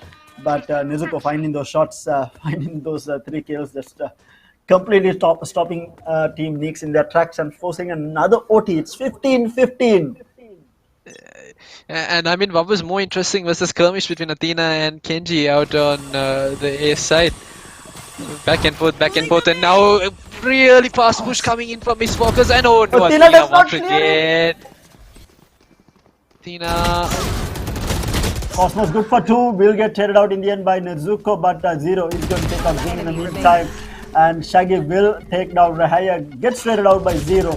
It's a 1v3. Nezuko good for 1, but Gears will take him out, and that's going to be 16-15 again. Match point for Team Nix. Roscoe, I don't think I can take any more of this. Match point. I mean, these rounds have been so close. It's been everyone trying to clutch for the team. And it's always, I feel like the central, the tip of the spear that has been Athena. Getting into Ace side, he's always missed out on one important corner, and he has always been the first to fall. In the beginning of this map, it was Athena who was just dashing into side, and he was always in that smoke, so he wasn't really getting caught out by the player who was on Ace side. But during these overtime rounds, I feel like they're missing that from Athena. Meanwhile, Team Nix looks to be pushing towards B side here. They are not really defaulting. They are trying to take some mid control and come through B Haven. Rest of the 3 players are huddled up towards B main garage here. But no one has really got in as such. But they do spot it out. Castiel forcing them to back off. They cannot really push through the smoke there. And they are going to be rotating toward markets here. Again, Nezuko holding the same angle. If he finds another 3 kills here, I mean, no way. That shouldn't happen. I mean, Team Nix needs to clear this time around. Yeah, and it's only Zero who will be playing into B Heaven off of the contact from the rest of his team, who are prepared to come in through B main. 30 Zero has seconds time left. this right, but there is still 2 players on the side of Miss Focus who are on A side, so they're going to be very late to this party. And here we go. It looks like Team Nix are set up. They're about to execute. They're delaying this so much though. But now they are going to be going into B side here. The gravity pull again delaying much more. It's down to the last 10 seconds here. Meanwhile, Rahaya didn't manage to find Castle. Nezuko is going to be good for 1. 0 managed to fade out onto Wing here. Cosmos jumps down, takes out Nezuko. The plant will finally go down in the last final second. It's a 2v4. Athena finds one. Shaggy will get taken out by Gears. Athena up against 3 here. Can he make it happen? But no, he is not going to be able to. And that's Team Nix closing out game number 1. What a game we had on our hands. I mean, oh good God, I can't. Team Nix came back from a 3-9 to force 5 OTs or 6 OTs. to close it out 17-15 in the end in that match number 1. But mind you, this is a BO3. We do have another game coming your way. Thoughts, Roscoe? What do you think Mistwalkers did wrong in the end? I feel like I'm lost for words in the end. I don't think it's a matter of what Mistwalkers did wrong. It was more what Team Nix did right, and that was dictating the pace of the game. Mistwalkers had the pace of the game during attack. It was their flashy plays, their ultra fakes that were getting them those round wins on attack. But once it came to Team Nix's time to attack, they slowed it down so much and always kept more than a player, 2 players on the wrong side whenever they executed. And end of the day, I guess Team Nix did do more right than wrong, and that is why they won this first map. Yeah, look at this scoreboard. The 2 killjoys, the 2 sentinels out of all things, 29 kills each. I would expect one of your duelists to be on top, but apparently not. It's going to be Shaggy and Rahaya taking those top spots with 29 kills each, and the duelist coming in at second, 0 with 25. Zing again. It's such a close game. Even the kills between these players are that close. I mean, it's really hard to fault them for anything. And Team Nix cut that really close. To be honest, though, they got the plant down in the last 5 seconds or something. And I feel like if I think it was Castile who was holding it down, if he was able in the backup side, if he was able to find at least one there, I think it would have been a different case. He was swung in by Rahaya as well as Cosmos when they came into the side. It was unfortunate that Castile wasn't able to find that frag. But if he did manage to find one of those kills there, when they did swing, we might have been still playing the game right now. We might have had another OT in our hands. But of course, guys, we do have the Calyx 1 taps happening. I think Roscoe might have DC'd for a moment here. Hopefully he will reconnect. But yeah, we do have the clips of Calyx 1 taps. And yes, we do have Roscoe back. You did DC yeah, for I'm a back. moment. I'm back. Yeah, for a moment. Yeah, some technical difficulties happening on my side, but yeah, like you mentioned before, it's the 2 killjoys that actually took the MVP spots. Yeah. And duelists performed really well on that map. Just towards the latter part of the game, that everyone seemed to be making a lot of mistakes, actually going a little too aggressive, not clearing their corners, and it was the rest of the team that followed up after each of those duelists that won them the rounds. Yeah, now I'm actually going to be worried for Mistwalkers because now they're going to be playing in Team Nix's territory because it's going to be on Bide. Extremely strong on this map, but Team Nix, it's going to be interesting to see how Mistwalkers after, I mean, they know that they're through this, right? Because it's going to be mentally working in their heads. They were 9-3 ahead. They had a 7-round buffer or a 6-round buffer, and they couldn't close the game out. And it's going to be working in their heads going into this second map. So it's going to be interesting to see how they come back from this. But having said that, we do have the clips ready. I told you that we will be showing the best clips of Calyx 1 taps, which was the competition this week. Let's have a look at the clips of basically this week. One enemy remaining. You see a Reyna this time around. Dark Demon gets 2 clean headshots coming out from him. Again, we are seeing another clip from Dark Demon here. Oh, same both on person. Breeze. Yeah. This time it's okay, Dark Demon still, but this time with the Sheriff. Oh my lord, and Sheriff Ace no less. What are we looking at this guy? Why is he playing any other weapon other than the Sheriff? And now we do have the Luxor. Oh, I didn't even see that.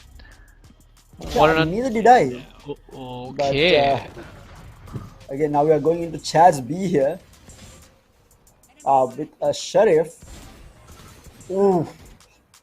Some nice shots coming out from him. Again, we are seeing more of Chaz B here on the Sage. This time around, a good flick there. Oh my lord. Okay. What are these shots, bro? If I shoot like this, I'm not hitting anything. And what are these steps? What? Chaz What B are had you some hitting? really clean shots there. Okay. Amiru. Yes, I'm sorry. We are looking at Kavisha now. I'm pretty sure I know this guy. That drive by. Now this is Sonic. 7 some really interesting. I think now we have a hit here. The Vandal. Wait, what? Okay. Was it a drive-by headshot? Oh, Yeah, it lovely was a Marshall shot drive-by. there. Nice one tap coming in from the Marshall. Another one. What was that? That didn't even look like a headshot. I think he's gonna find the third.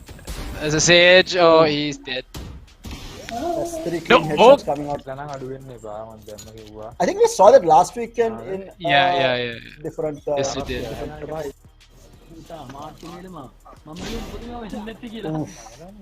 I'm not even seeing these players. I don't know how these players are landing these headshots. I'm not even seeing the enemy at this point. I mean, there's so many clean shots. Okay. gonna Really be a difficult tough- to choose from it. So the most interesting for me here is this drive-by headshots that are happening. Yeah. I do And- this, my bullets go everywhere. It's around that person's head.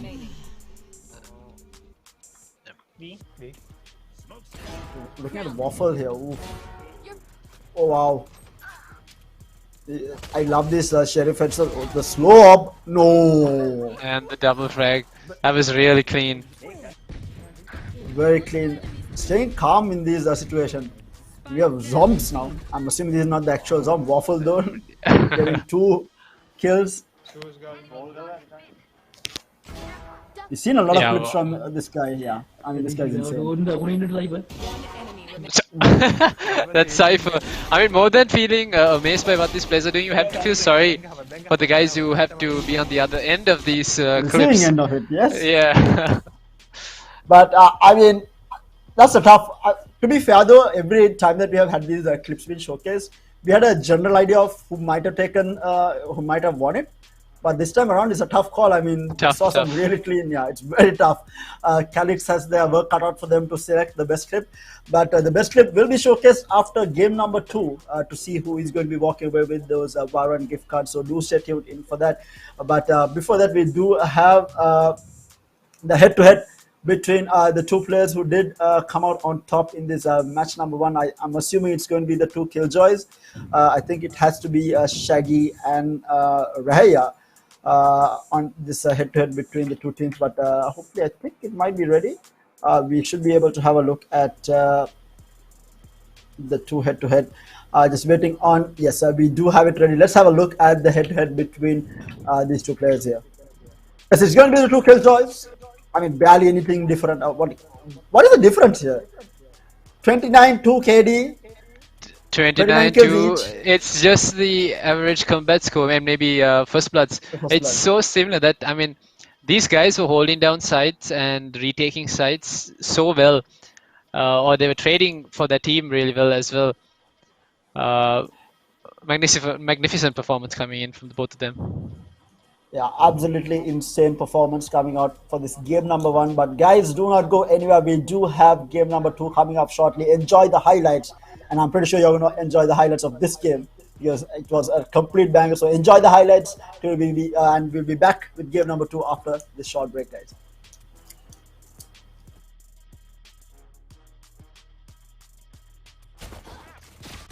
Spike down, B.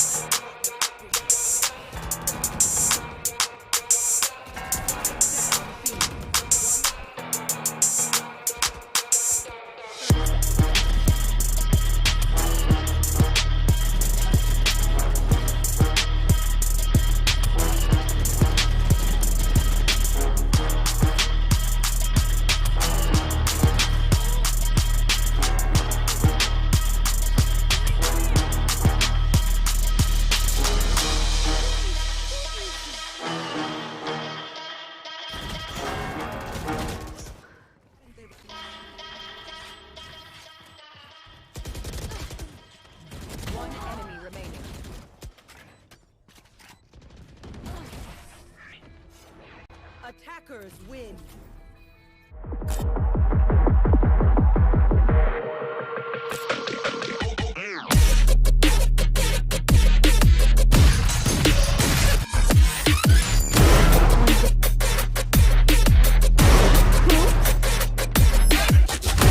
Party's over.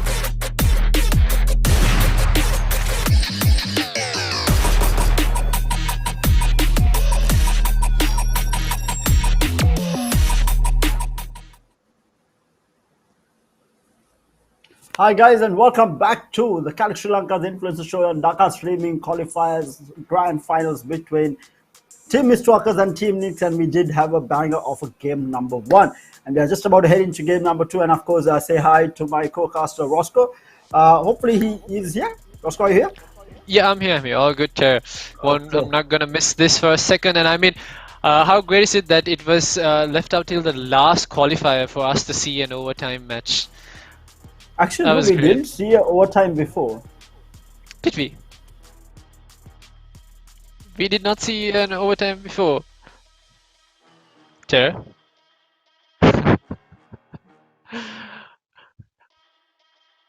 Is it Ter that's frozen or is it me? Yeah, I think it's Ter that's frozen.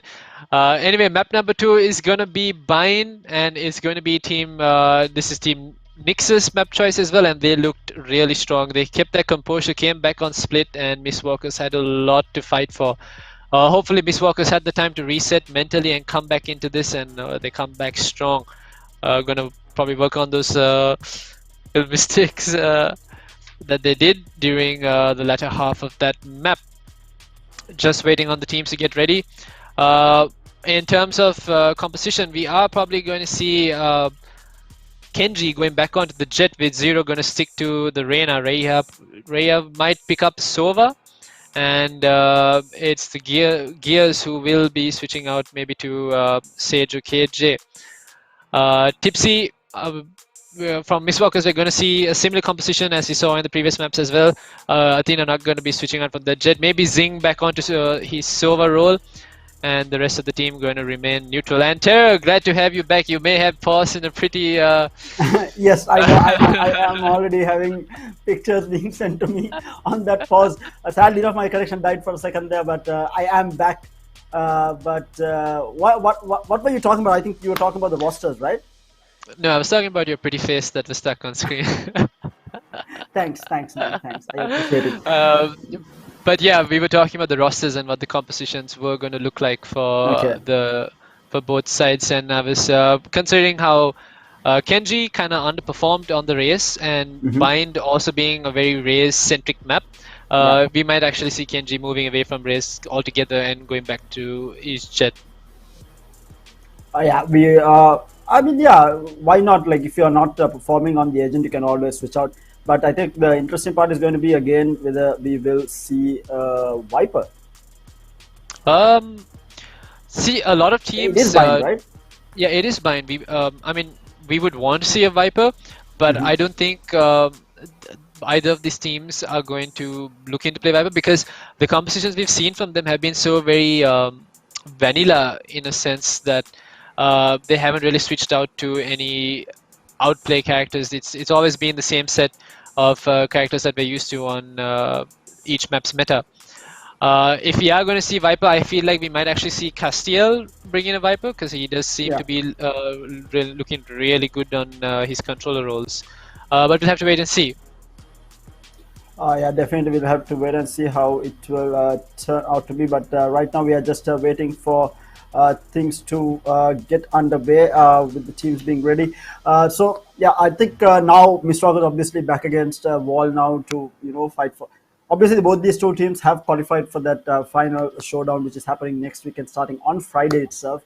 So both teams have qualified, but the question is who is going to be taking home the bigger chunk of the money here. There is a 25,000 rupee prize pool for each of the qualifiers, and the winning team taking home 16,000, and the second place team only taking home 9,000. So definitely going to be interesting to see how Mistwalkers come back from this, because they did lose their own map, and in a very sad fashion also, because this is going to be working through their head. They lost after having a 9-3 lead in the first half, and they allowed Team Needs to come back and then forcing 5 OTs and then finishing the game 17-15. Mistwalkers, this has to be getting to the head at this point. But again, Mistwalkers is a very experienced team. They are coming from, I think I spoke about this before, they have a lot of experience behind them, so maybe it doesn't affect them as much. So hopefully they are able to work through this and maybe force a game number 3. But we'll have to wait and see for the game itself to start to see how these guys will perform in the end to be able to come back into this game. And I think we do have the game starting up, and yes, it is going to be on to Agent Select and Rahaya hovering over Wipe already. Maybe a little tease, or maybe they've actually practiced Viper. And Zero going out of the Reyna, going to bring in Sky. Now that is a change I did not expect. Yeah, we really have not seen Zero on Sky, and this is not within their composition. And Cosmos actually hovering over Breach as well. But what is going to be happening? Are we going to see double initiator with Breach and Sky both? Yeah, and it's also time to get our sunglasses out. If they do pick in that composition, we are going to be blind during this entire game. I do have a pair of sunglasses close by. I will probably be wearing them for this map. And Raya not hovering away from that Viper either, so it looks like he is going to be locking in. So no Sova, and that is because they have Sky in the game. Gears going off of stage, and yeah, Gears going back onto KJ. And Kenji not going on to Jet is actually in fact going to be sticking to Raze. Oh god, Cosmos was chasing a Yoru at one point there, but he is going to go back into that Astra that has been so good for him, and Rahaya is going to be on the Viper. So we are finally getting to see a Viper here, and they are running that single duelist lineup. But of course, Sky is a duelist on his own right if played properly as well. But Mistwalkers, no such difference as such. Nezuko is the only one who is switching out. He is going to be on the Sova instead of the Sage this time around, but everyone else is going to be on their signature heroes. Yeah, and Nezuko did look really good on the Sage before as well.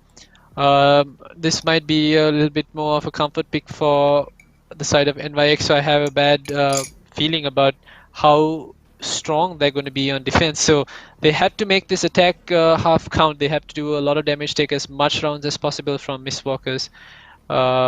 I mean, actually, no, they do not have to take as much rounds as possible because this lineup looks extremely strong for defense. Yes, it does. But it is going to be Team Nix on the attack for the first half with Mistwalkers defending. I mean, this now is where the experience is going to come into play because Mistwalkers is playing under pressure. They are playing under the fact that they lost that previous map, their map, and they lost it badly just because of how far ahead they were in the first half. Yes, it was a close game towards the end, and the scoreline doesn't show the story of how much Team Nix did to come back into that. Yeah, indeed. Team Nix dictated the pace of that round, and now they get to do that once again, being on the attack. This is unless what we didn't see from Mistwalkers. Actually, no, we saw Mistwalkers do it once. Was their aggression on defense?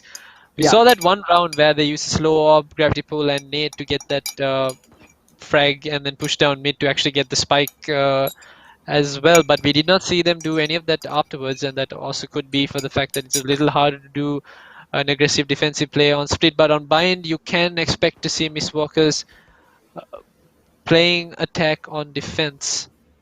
But they seem to have not done it this time around, and it's going to be a default coming out from Team Nix here.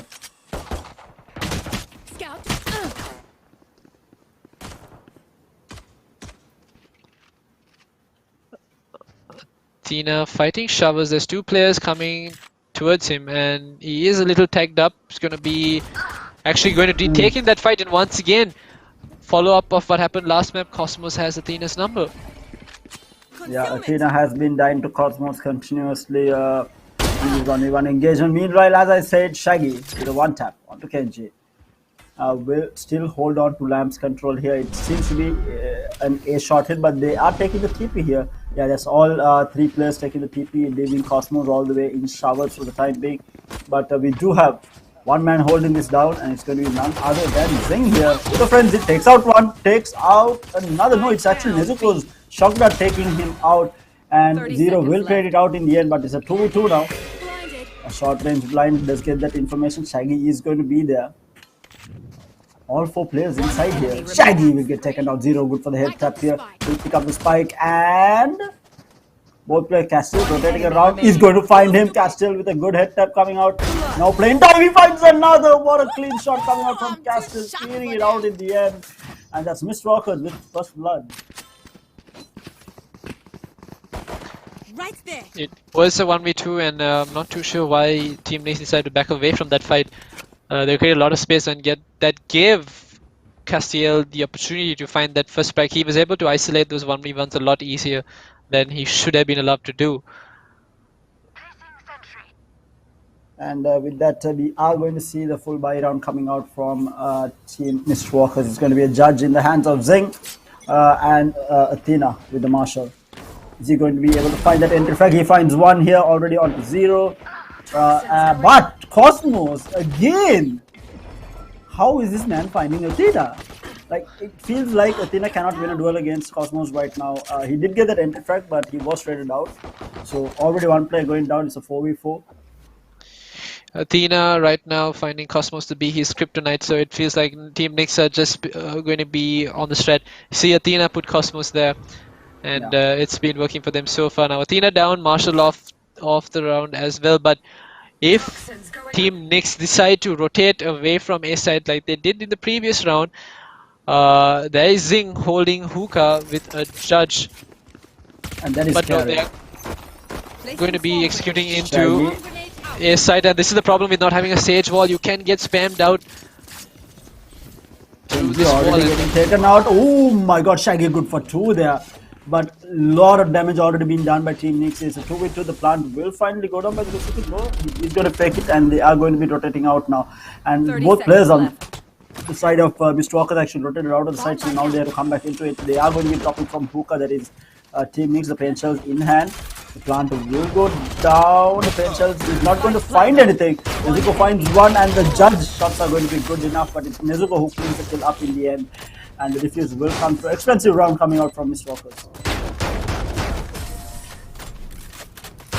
Yeah, Athena, he did really well, found that first frag and then gets picked off, and that kind of allowed Team Nix to box the players on A side in. And things started looking a little scary once the frags started falling and the trades came back and forth, and both remaining players from Team Nix did manage to upgrade into Spectres. Yeah, and this is the shot from Athena there, and was immediately traded out by Cosmos. But Shaggy doing the work there. As soon as the smoke went down, he did manage to find 2. But going down in turn, that's the problem. In a save round, dying is not an option when the other team is saving, and that is your full buy. And we do see Mistwalkers forced in, even though they did win the round, they're forced into a very big buy coming out in this round. And timeout has been called as Zing seems to have DC'd. Now, the problem for Nix is that they haven't defaulted enough to really know what's happening at B hookah. And for the two previous rounds, it was actually Zing holding down hookah. And I think the reason Nix haven't really been too worried about that is because they have so much a utility in the hands of their Viper, their Astra and their Sky to easily be able to clear hookah out. So even if Zing decides to play hookah with a judge, it's a very devastating place to play in, especially if you are attacking and you can't really find that important first blood. They will be able to push Zing out of hookah, and that'll be an easy B side take for them as well. But right now we are just waiting on Mr. Zing to connect in. So while we wait, a reminder, guys, we do have another community competition happening this week. It is going to be the best players, Calyx best players coming out. So if you do have Calyx, some players saved up, make sure to submit into the Sri Lanka Valorant community page with the hashtag CalyxSL best play, and make sure to tag Calyx Sri Lanka on it as well, and stand the chance to walk away with some buy one gift cards courtesy of Calyx. And of course, you all do need to free up your weekend for the next week. Starting Friday at around 7:30, we'll be heading into the final showdown between these 8 teams that have already been selected. Let's see, Roscoe, can we go through the 8 teams here? Do you remember all 8 teams? I seem to forget one or two in the middle now every time. Yeah, so we have UG, we have New Cloy, Order, we have UG, New Order, we have Cloy, we have Lexus, Lectures Gaming, then we have Masters, we have Revolutionary Gamers, and these 2 teams that will be there at the showdown. Revolutionary Gamers. That was a team. It was always Masters and Revolutionary Gamers. Those 2 teams that were slipping my mind every time. But it was the previous qualifiers. It was last week's qualifier, 3DX Gaming qualifier winners, or the 2 teams that qualified was Masters and Revolutionary Gamers.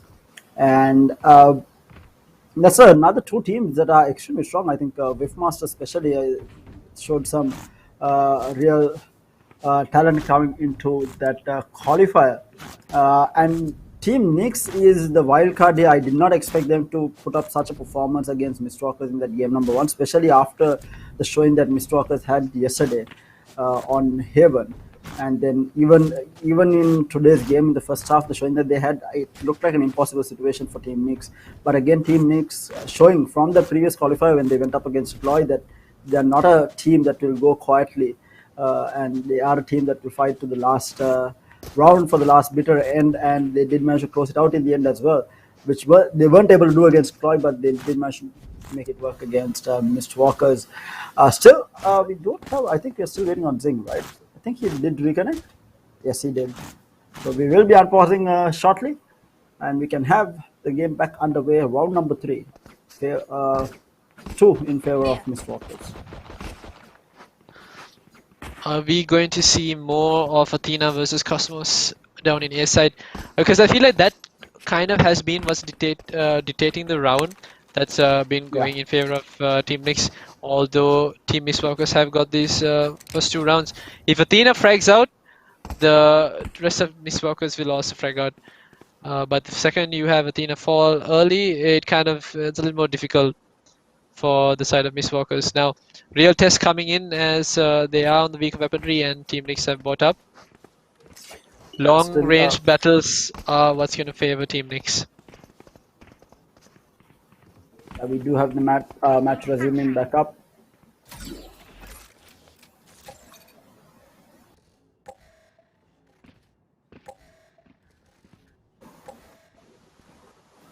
Looks to be a fast A hit by the looks of it, and they do have all 5 players huddled in this area.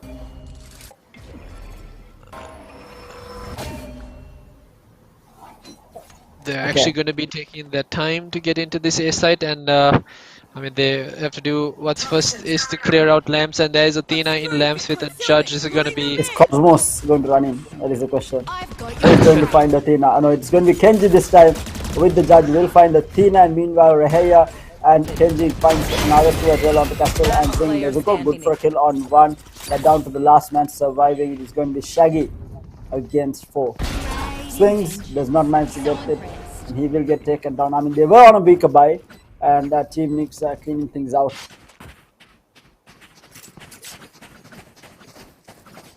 Now is the full buy round coming out from both teams, I guess. Yes, it is.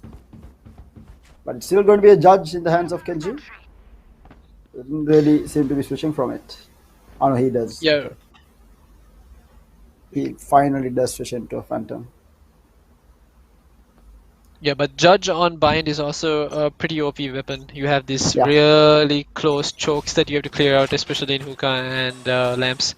And it's very difficult to play against the Judge unless you use the utility to clear that play out. Now,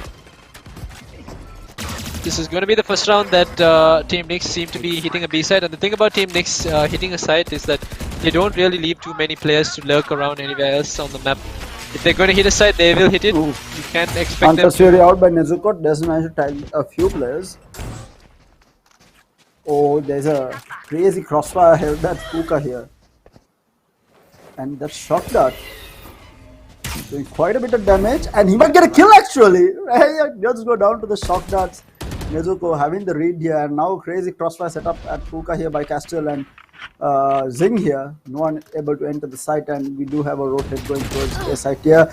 And Athena falls yet again to Gears here on top of Shot. Meanwhile, Zing will find the kill onto Kenji as a trade, but Gears is going for the blind, but the lockdown going to be used by Shaggy here. Placing swamp grenade. Swamp grenade out. Swamp grenades are going to go out, trying to delay this as much as possible. And Zing! Peaks does not manage to get the kill. Zero will have the number, will take him out. And they still haven't gone for the defuse though. Without knocking them. The tags coming in. They're playing with fire here. Shaggy. Oh, Good Shaggy! What a flick! Now all down to the last man, but he's good for 3. This man just went insane. What a flick! Oh, the spray transfer from Shaggy was absolutely brilliant, and I mean, if he had got traded out there, this round would have gone in favor of Team Nyx. The fact that he found both those frags was what won Miss Walker's this third round. Should I play some stars? Yeah, it was very important for them to win the round as well, because their economy is not looking that great, and if they had lost that round, they would have been forced into another save. But instead, they are going to be able to buy up at least on a few players with Nezuko and Athena, the only ones. Actually, Nezuko is also going to be able to buy up, I think, and it's going to be just Athena who is not going to be able to buy up into the round. But now we do see a bit of a default by the looks of it coming out. But majority of the players are huddled towards A side here. 3 players pushing through A short. We have Sky being played by Zero pushing through showers here. Tina holding a very close angle here with the judge. Going to be finding one. He is going to be able to dash out here. Might find another. No, he's not going to be. Kenji does have his number. We'll clean him out. So that's for one trade, but they're going to be happy with this. Might have been a fake TP here, but the spike is still at showers. It was a TP just for Kenji to survive. Kenji felt that he was going to get traded out, and managed to play his life and get into the portal. Now he's just going to be waiting there to buy some time and to force some players off of the A side, but instead it's actually quite the opposite. It's Miss Walker's bringing in players to stack A side, and the spike rotating away from showers towards B. Yes, I think Raya found the read that there's not too many players stationed at B side, and there you go, ball to separate elbow as they are looking to exit inside. Kenji has his showstopper. Ooh, the trade is going to be there. Castro will get the kill. And meanwhile, Zing with the judge gets one. Can he find more here? Swings does not matter. He does manage to try though. But Zero and Gears did manage to get 2, but Nezuko holding down the side. So 1v1, but Zero is going to be able to clean it out, making it a 3-2. It was a close back and forth battle there, but it was Zero coming out on top in the end. Very close, and I think it was Zing inside the tube who was able to do quite a good amount of damage. Luckily though, the swing from Gears was good enough to catch him out, and I think he caught 2 players out at the same time, and it was all left to the 1v1 between Zero and Nezuko. Yeah, and this time around, Miss Walkers are forced to save yet again. It's just going to be Castle on that Marshall and everyone else on a full save basically. But Athena pops a blade storm. He's on half shields. Athena not finding a frag here. Shaggy tagged up. I've got your trail.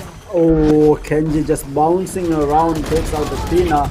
And meanwhile, Zero comes out of shower straight on Shaggy as well. It's already a 2v4, but meanwhile, the TP coming in from Nezuko will clean out Zero. Will manage to upgrade into a weapon as well. Can they clean this out though? They are looking to play this post plant. The swing from Nezuko not going to be good enough. The judge is going to be good. Castle did manage to find a trade there. Decent damage, I guess. They did manage to find 2 frags, but it's all even now from Team Nyx to make this 3-3. And we are going into the operator in the hands of Athena by the looks of it. Yeah, that seems to be the case. Athena been playing these close quarter duels. More often than not, he's actually not managed to find that early frag. He did have a good position up on truck, but he got pushed out of it quite early, and he had just 1 knife to work with. And we saw Kenji coming jumping into shot caught him out. Now with the operator, you will be expecting Athena to find that first early frag. Team Nyx do clear out a shot. They clear out lamps as well, and Kenji's already inside. He's going to be facing up against Zing. Satchel is going to be good, going to push him away. Zing still pushing through the paint shells. Will find Kenji, what a play. And meanwhile, the Hunter's Fury not going to be good enough. Zing managed to find Reheya as well. Will get finally traded out. Osmos has the angle, will take down Shaggy, and he's going to take the teleporter and get his entire team out of there by the looks of it. But it's going to be Zing who is, sorry, it's not going to be Zing, it's actually going to be Nezuko holding down the side. Will find the kill onto Zero with the shot that this man. They will have the spike down with that lockdown being used. Now for the retake, they do have technically 2 1/4 players because Nezuko is down to very low HP. Oh, that cosmic divide. Oh, he's going to hurt.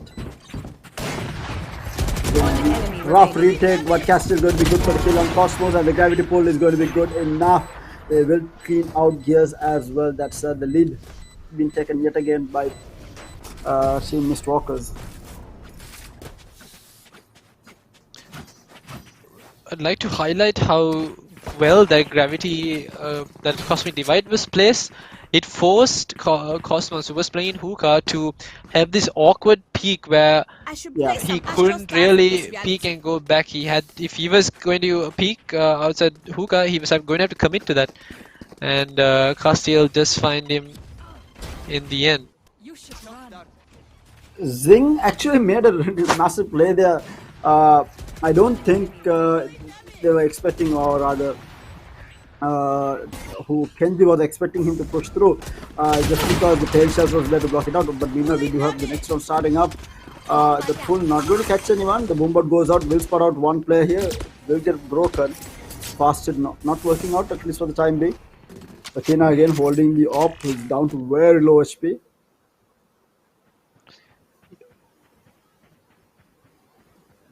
But rotation coming out from Team Nyx now. And once again, Team Nyx do not leave any players behind to lurk. And Team Mistwalkers always worried about someone being there to lurk, which is what's always forcing these 3v5s on the sites that Team Nyx hit. And Kenji gets into sight, does find Castiel. This judge proving to be a menace for the side of Mistwalkers. Zing going to pull out the showstopper.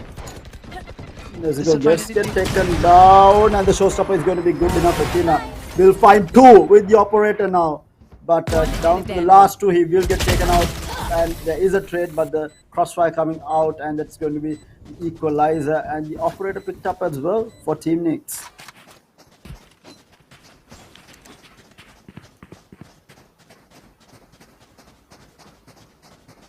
Now with Kenji on the operator, the Team Nyx's playstyle is going to completely change. Yeah. They are going to be running the operator, and now Mistwalker is forced into another save here. It has been a back and forth save rounds coming out from these teams, and now if Mistwalkers can close it out, they will force Team Nyx into a save. Let's see what happens here. They are trying to push forward. They actually decide against it. The Trailblazer is going to be there. Kenji does get potted out. The operator shot does miss. Painchers tagging the players up, and now the wide swing. Zing does manage to find one. Kenji good for the trade on to Castiel there. Backing off, but Reheya will find Zing, who was trying to satchel forward. But good run coming out. Cosmos in the meantime gets on top of Jenny. Will find that kill on to Nezuko. Down to the last 2 players on the side of Mistwalker to try and come back into this. It's going to be a sheriff in the hands of Athena.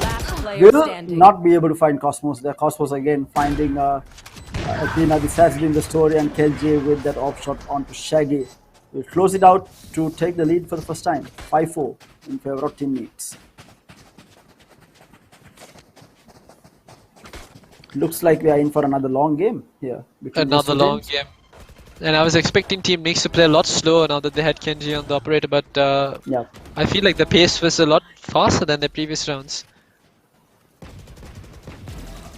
Yes, that is true. And again, I mean, they were on a save, so I understand why they played that fast. Mistwalkers wasn't a save, but now they are going to be able to buy up, so it's going to be another full rifle round between these two teams. And if the pattern holds true, it has to be Mistwalkers winning this round. And already Athena finding Kenji, the operator, down on the side of Team Nix here. Seekers are available. They do let the Seekers out. We'll take out most of the Seekers. The swing is going to be there. Shaggy finds one. Athena finds another. Shaggy finds another as well. Athena and Shaggy just holding down A side almost single-handedly, finding 4 frags between them, 2 each. And all down to Cosmos, who manages to take the TP and the spike and head all the way into B side here. Might be able to get a plant down. He's going to be able to get the plant down. The recon dart goes out. They don't want to lose any more players. But no, the plant isn't going to go down. Cosmos is actually looking for an angle here. Maybe find a couple of pickoffs here. He does get followed up by Castiel and will get taken down. Only losing Athena in that entire engagement. And they equalize it. So it holds true. The pattern holds true right now. 5-5 going into the 11th round here. It's back and forth, battle of attrition. And I feel like Team Nix are actually playing this attack round pretty well. They already have 5 rounds, which is way more than what you would normally want on the attacking half. Yeah, we might have a 6-6 half in our hands if things continue like this. But again, Athena is going to be holding a very close angle with the judge. He's not going to be able to find it. He's going to be able to dash away, but the smoke is going to be off point. Cosmos with the tap onto Athena will find that kill. Meanwhile, Shaggy with the nanoswarms will clean out Cosmos and will actually take down Cosmos. Oh no! Let's go. Kills his own teammate. With the Hunter's Fury. What happened? And now the Viper's pick goes down, and this might be the 6th round being taken. Gears down to 20 HP. They will take down the Owl drone. 3v3 retake. Meanwhile, 0. Good for the kill onto Zeng here. Making it a 2v3. The swing right is not going by Castle. Is good for 2. Down to Rehaya in a 1v2. Down to 24 HP as well. Recon dot spotting out the shot fired into. Are not going to be able to find the kill. Is he going to push out of the smoke? Is going to be the question. He's trying to rotate around. He swings, manages to take down Castle. Okay, defuse comes in, not going to find it. It's a cat and mouse play, and Rehaya manages to clutch it out, making it a 6-5. Nezuko gets taken out. Last round in the half. Problem in trying to fight inside Viper's pit. That was the Viper's territory, and he played that extremely smart, going back and forth between each frag to be able to close out that 1v2. Also, it was really well played by, I think it was Zero's position there outside the Viper's pit to find that early frag. He does get unlucky, was straight out by Castiel, who was actually flashed. But it all adds back to that team kill from Nezuko onto Shaggy, yeah. Unfortunately, meanwhile, we do see the sacrifice forward. Jet will get taken out. Kenji is going to be good, but Shaggy with the trade onto Kenji. So it's down to a 4v4. The Cosmic Divide goes down as well. They are trying to get this plant down, and Shaggy is going to invest his lockdown as well now. It can be a lockdown on lockdown. Yeah, it's going to be both lockdowns used. This is so much of utility. It's absolute chaos. And now another Cosmic Divide. Good God. This is the final round, so everything on the line here. Everyone wants this round and they want it bad. Shaggy gets detained on site and they're coming running in looking for these frags. Oh, the timing! Gears good for 3. Might find more. Cosmos as well. Takes down Castiel to clean out the round, and Team Nix takes the lead. Switching sides. Going into the second half with a 7-5, a 2-round buffer. I mean, you can't do it. 2 rounds are not even a buffer, because now if the pistol round is won by Miss Walkers, they'll clean up the next round and we'll be back to base with the 7-7 game in our hands. Yeah, and it was a good intuition by Gears to run into that site, even though he could have been baited by that player that was detained, and played that down to perfection to find both those frags. He actually found 3 on the round, including the player that was defusing the spike. All in all, a lot of really good individual players coming in from these players. Yeah, hats off to both teams. I mean, again, it seems like Shaggy for Mistwalkers is fragging out hard, already 12 kills under his belt. But now this is the time that actually Mistwalker shines. Their attack is a lot stronger, I would feel like, especially due to Athena seems to be that key playmaker for them, and he tends to pop off on attack more than on defense, which he tends to not be able to find his rhythm. What a Very slow slow push. play. Very slow. And look where the spike is. Spike is still towards spawn. So Miss Walker's feeling out this entire map for information to see where Team Nix is at its weakest before they commit to the hit. The A side is going to be a lot harder to push into because majority of the utility right now is going to be at A side. But having said that, they have a wiper, so B side is also strong. This is the problem. Uh, it's so hard to play into a wiper on bide. I mean, Out of charges. it's a tough attack for Miss Walkers here. But they are going to go in here onto A side here. They are going to go into the Killjoy utility as well as Cosmos. 30 Cosmos does seconds get left. stacked down to 46 HP. He's going to be good for the kill onto Zing. Down to 46. Now he's going to get backed up. Cosmos good for. Actually, Gears is good for one on Athena, but Shaggy and Nezuko will get the two trades here. Down to a 3 with the caster. Fighting. Wow, what a shot, but the trade coming out from Gears as well. Down to a 2v2. This round is coming to the. 10 seconds left. It seems like a repetition of that first pistol round. First pistol round, yes. Exact replication of it. Try to hit the A side and then rotate towards B now. Nezuko might be the one to open up this execute. He is flanking around them, and there is a swarm going to buy them some time as well. They know where Nezuko is. There, Gears here's the reload. One right click could end his life, and it's actually Nezuko who's, it's Shaggy who's playing it really safe, and Nezuko is followed out as well. Just But they know buying exactly where time. both players are. They're running out of time to Last player fight this. standing. They will take him One down, but enemy remaining. Nezuko with the tap onto Gears here. Oh no, there is not enough time and the spike will go off. And like I said, the pistol round being won by Mist Walkers now, which means it will be a 7-7 half. 7-7. I mean 7-7 most probably, unless Team Nix pulls something out of the bag or maybe even force buys here, which might not be the case. I don't think they will risk it by force buy. So most probably should be a round taken by Mist Walker, but let's see. We have seen upsets before in these save rounds. And that 2v2, the name of the game for Miss Walkers was to buy time. Time was what they needed, and Shaggy had the utility to make that happen. Bought so much of time, not allowing the players of Team Nix to hit that diffuse.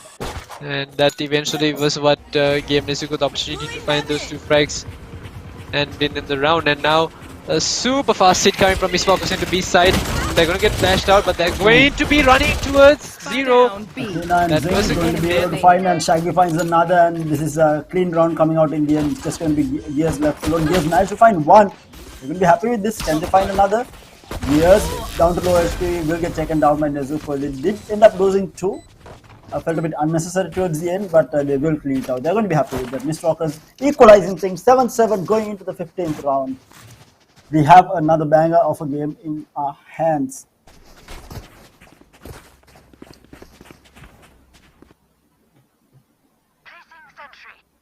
Now it is where Miss Walkers will be put to the test. It's Kenji who brings up the judge. No rifle. Rest of the team going to be on rifles, and Kenji has been performing really well with this judge, and he's playing on a shot.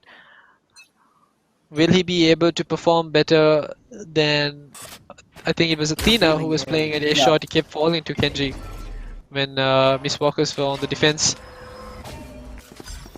But it seems But to no be funny another business. No funny business from Miss Walkers as they come prepare for this B execute. They will probably wait for the white wall to go down, but we know we do see two players TPing out here. Two showers is going to be Athena and Castile going towards A side here through showers. But now basically a default in all sense, but majority of the players are towards A side. I mean sorry, B side. Nowhere to run! We do see the Nezuko finds Cosmos And now Kenji is going to push through with a judge.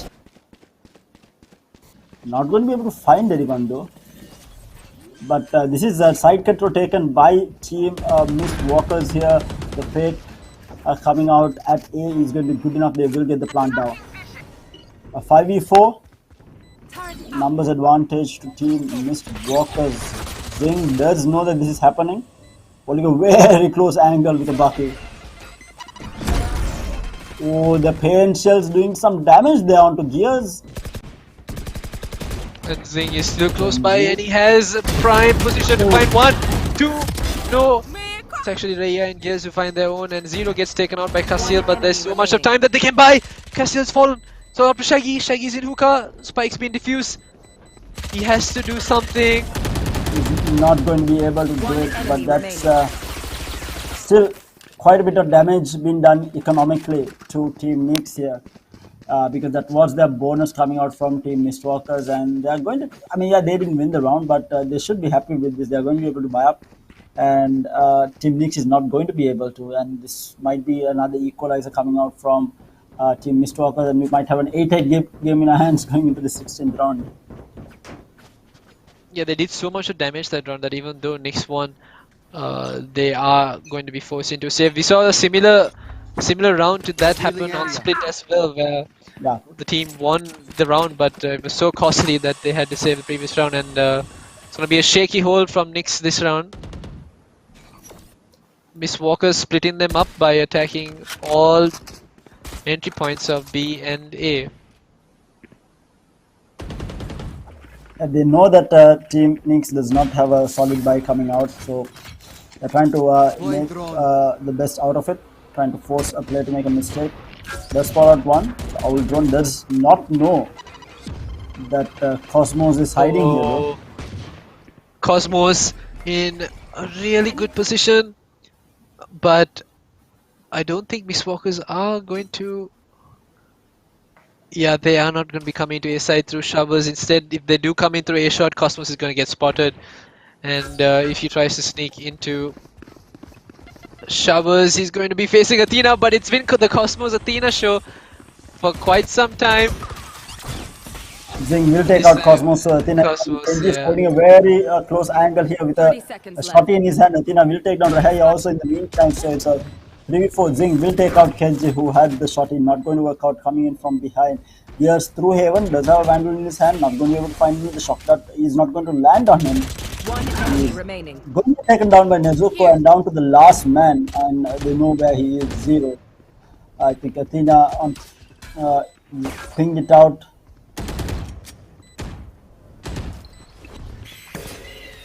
The blind is going to be there, he's going to peek, and Athena will take him out, and that's a flawless coming out from Mistwalkers, and they're going to be happy with this, equalizing things, and now going into the first proper gun round that we will see in the second half between these two teams. But it's going to be half shields on the hands of Gears as well as Rahaya, and pause actually has been called from Mistwalkers.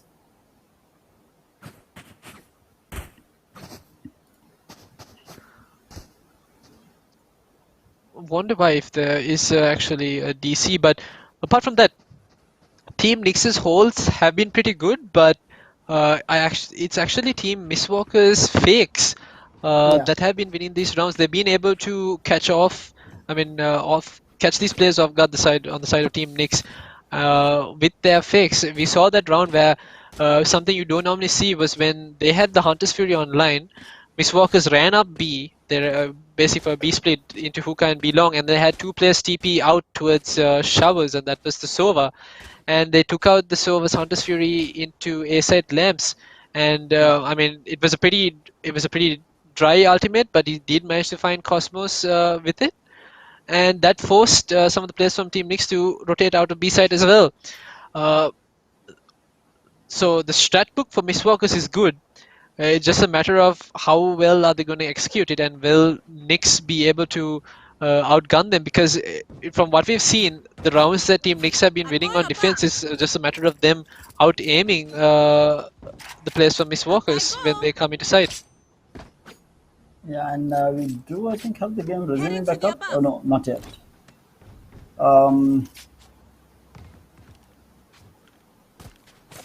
sitting on the last player. I think we are waiting on, actually, it's going to be Mistwalkers who requested the pause, but we are waiting on the Mistwalkers to give the okay for the G. It is a technical pause, so they do have some time. There is quite a amount of time for the technical pause for them to sort things out.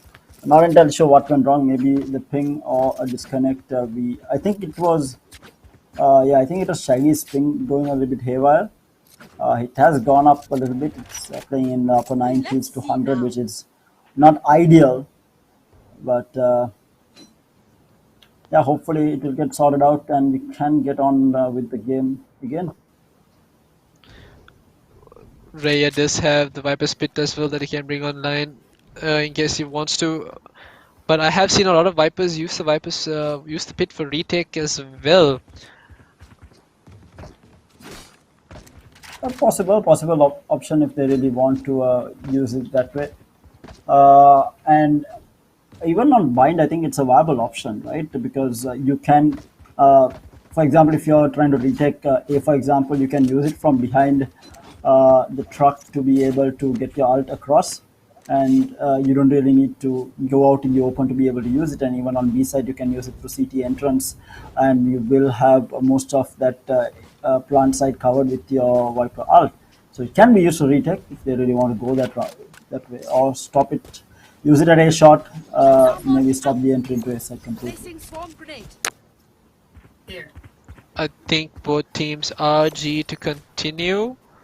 We should be getting back to the game any second now, and Gears setting up on B side.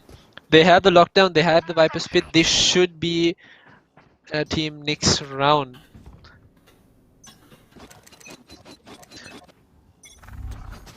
Team Mistwalker setting up for this B hit. They are going to be hitting it fast, and it is Kenji playing outside the hookah, not going to be inside hookah. But with a judge, he has the bait position from Gears set up as well. And he's going to push the smoke? He's going to still stay behind the Viper Spit. Did Zinc spot him out there? I don't think so, not Zinc. Kenji will take down Shaggy. They will get a trade though. Castle will manage to take out Gears. Cosmos will meanwhile find Nezuko. Kenji managed to run Tina as well. Players falling down left and right. In the end, when the dust settles, Castle the only one alive. He does not have the spike. He is going to be looking to save this weapon. Almost an impossible fight for him. And Team Nyx does not look interested to chase though, due to the fact that they are also not that great in economy. So they don't want to lose any more players than they have to. Yeah, they will be see sitting Castiel rotating back up. Crossfire around the spike. 30 seconds Castiel left. moving towards B long. His afford first to. point. Yeah, first point of contact is actually going to be 0. Will Castiel clear his angle? He does look that way, but 0 catches him out instead. He's going to be taken out, and that's going to be 8-9 in favor of Team Nyx. So such a back and forth game. But we do still have a full buy coming out from both teams here.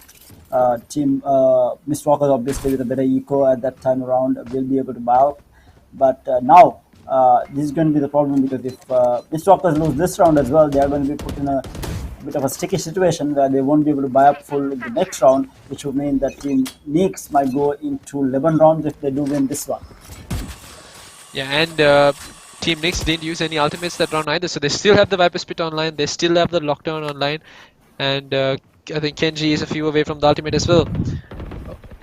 0, the Sky also has his ultimate online, and finds Zing, and now Kenji trying to position himself inside the smoke.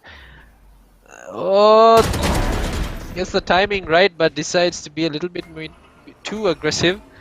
Gets taken out by Nezuko. So 4v4, 1 minute into the game. Another minute left on the clock. What can Team Mistwalkers do here? Obviously, they need to win this map to be able to force a game 3 here, because Team Nyx did take a very convincing, not a convincing I would say, but a very actually convincing from the comeback that they made.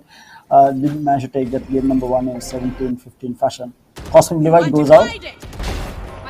Oh! Shaggy gets caught out, and I think Team Nix know what's up. I think they know that this is going to be a B hit, so Gear's still on site. A lot of utility being used to try to chase him out, but he's going to re-aggress these positions at Hookah. He finds another! But going get traded out by Nezuko. It's a 2v3 now. Can they get the plant down? They are not. The Seekers are out from Zero, who's coming through Haven. Meanwhile, hey, will take down. Athena Spike will go down, but that's going to be it. And they will clean up the side of Mist Walkers. That's going to be 10-8 going into this 19th round. And Mist Walkers in trouble now because they don't have money to buy up to come back and stay. They're going to be having money on 2 or 3 maximum, but the rest cannot buy up. So it will be most probably Zing playing on the Judge and the rest of them trying to buy up. Castle is going for that half shield Vandal, and Shaggy is going to be the other player who is short on cash here. Maybe can go for that half shield Vandal. No, he's going for that full shield Bulldog because he needs his utility as well. Athena, of course, maybe could have given his Phantom to Castle because he does have the Blade Storm. MVP of that run was actually Gears. Gears held down B side all by himself for the longest time. Bought a lot of time for Team Nix to come back into sight. And now, once again, a similar play coming in from Miss Walkers. They are going to be hitting B. I don't think the spike's going to rotate back towards A because it is in the hands of the KJ who is in Hookah. Satcheling forward with the Judge, not going to be able to find anything. The pain shells in the hands of Kenji. Will throw it out, trying to stop the plant, but Zing seems to be pushing this though. And he can't afford to do that because he has a Judge, but don't know. Oh, the bot doesn't spot him out. Goes past him. This is not going to be good. This is not going to be good. Nezuko has found Zero. The showstopper not going to be going to be used by KJ. Will find no one. Zing manages to get 2 kills with the Judge. Shaggy finds Gears as well. Kenji will take down Shaggy. Down to the last man. Kenji against 3 here. Will find one down to 35 HP. And he will get taken down by the shock darts coming out from Nezuko. And that is actually Miss Walker's winning a bit of a half buy there coming out from the lackluster buy, but they did manage to close it out. And all thanks to the aggressive position that Zing was actually taking with the Judge. Yeah, the Boombot didn't spot him out, and Kenji also satchel past him. So Zing had a very fortunate opportunity to find the rest of the players who are going to be pushing in through CT. Economy not looking too bad, so Team Nix can buy back into this round. It is a sort of a half shield situation. Kenji not going to have a rifle by the looks of it. Yeah, he's not going to have anything. He's going to be playing on full shield, probably expecting someone to fall and maybe pick up on that. But going to be another fast B hit coming.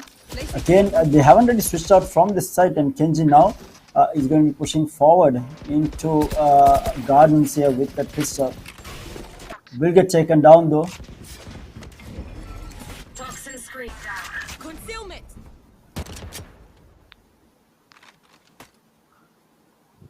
And now, with that previous round, I think Team Is Focus have kind of realized that B is the weaker side for Nix. This is where the weakness lies, and they go in to get those players back, and they drop in the lockdown as well. But Team Nix still have 2 players on A side.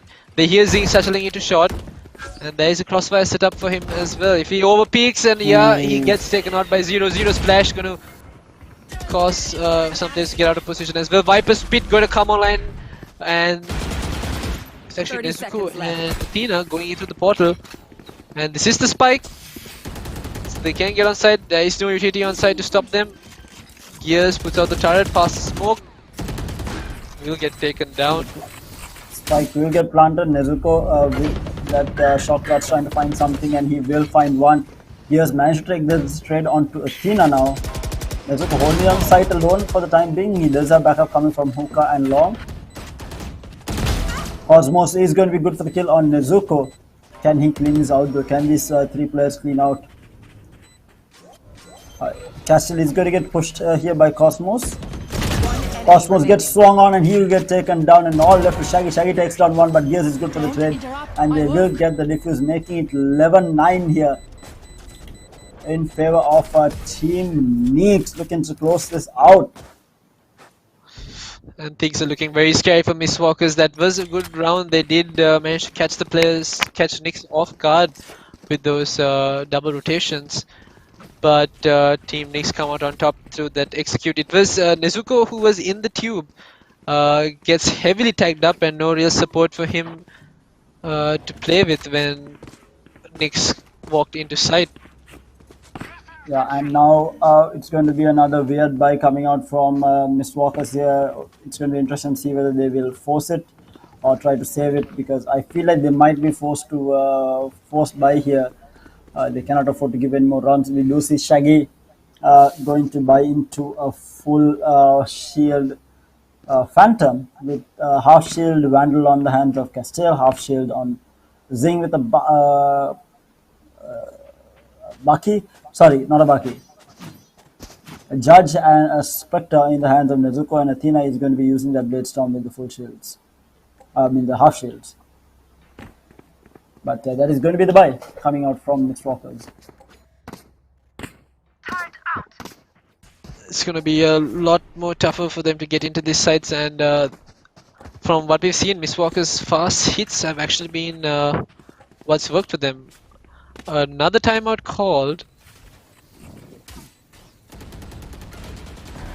Yeah, And here we see Nezuko, who was trying to hold down the side by himself. He was playing in tubes. He does find a good couple of frags before gets taken out, and Cosmos challenging Castiel's position comes out with 1 health.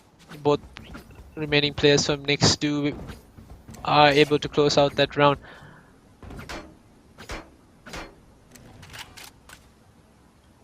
It was actually Team Nyx who called out the pause. I think they seems to be having some issues with their comms. Hopefully they will have this fix and we can get back into the game, but it is still in favor of Team Nyx here. And of course, for those of you who are watching, remember we do have another competition happening just before the finals.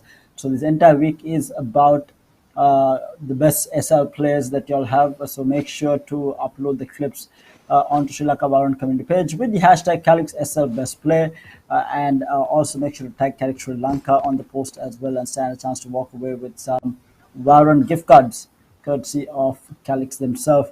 And again, a reminder, finals are happening, or the final showdown is happening Friday, Saturday and Sunday. Make sure to free up your schedule. Friday it's starting in the evening, but Saturday the entire day is going to be all Valorant, and those are going to be the best teams butting heads in the country. So make sure to free up your calendars, get your popcorn ready, get your Red Bull or whatever you need to make sure that you can stay up and watch all the matches throughout the entire day, starting at I think around 10 p.m. So do be prepared for that. We have some exciting Valorant coming your way courtesy of Calyx. We did see a lot of clips for this Calyx one taps today as well. I wonder which one is actually going to win, because it was a lot of clean clips, and they were actually all made into montages as well, so I did lose track of a few of them. But I feel like a lot of clips came in from one player.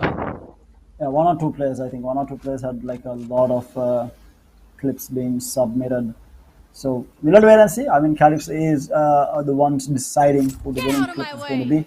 We'll have to wait and see. But we do have the game resuming back up. We're going to round number 21. Advantage to Team Nyx here. Let's stomp up on Athena. One may smoke in a shot here. So be careful. No one is really peeking that though. It's going to be a execute here. Boombot is going to go into Lance, trying to clean the angle.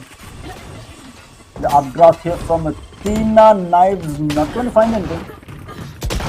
Zing is going to be good for one, good for two as well. He's going to swing against another water play. He pops the showstopper as well. Now looking for more. Is he going to be able to find someone? He spots one.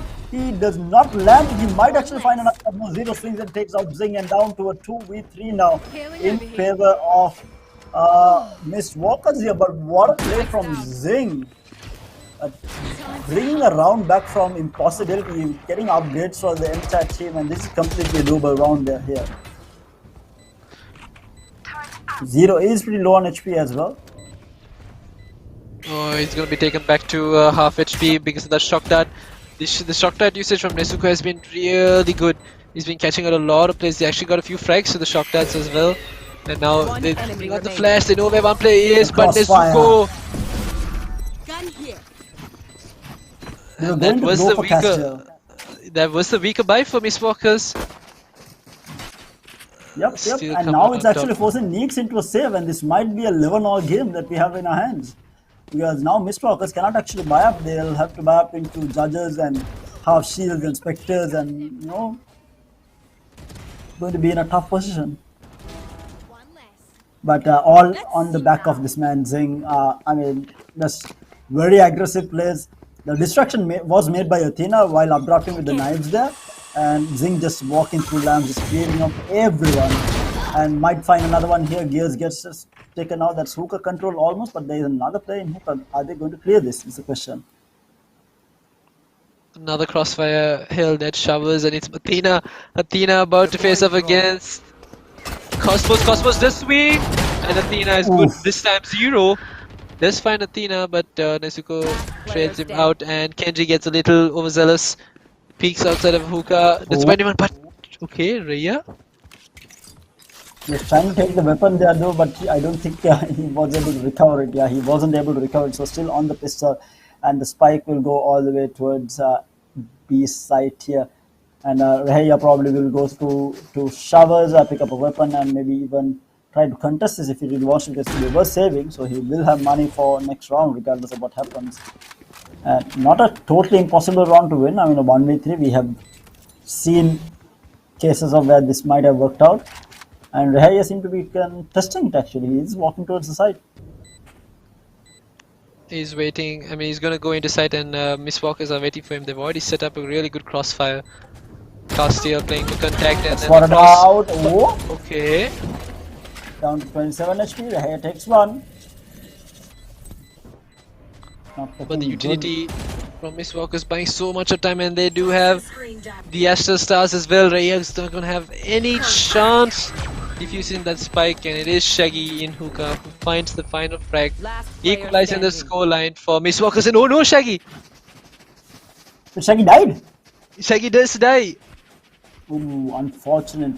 What is the buy looking like? We do have, no, it's still fine for Miss Walkers here. They are going to be able to buy up fully. They did win 2 rounds in a row, equalizing things. But what a game number 2. I mean, what a series between these two teams. Absolutely bonkers. Obviously, the previous game was a bit more intense because of the comeback, but taking nothing away from this game either, though.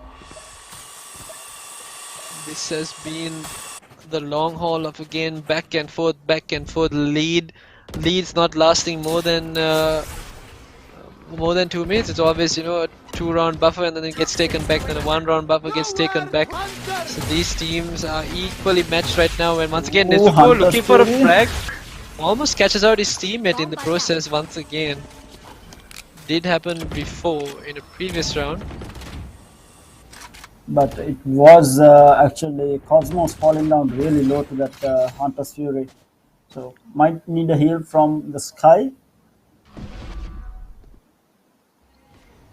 Not going to use it. The TP was actually with...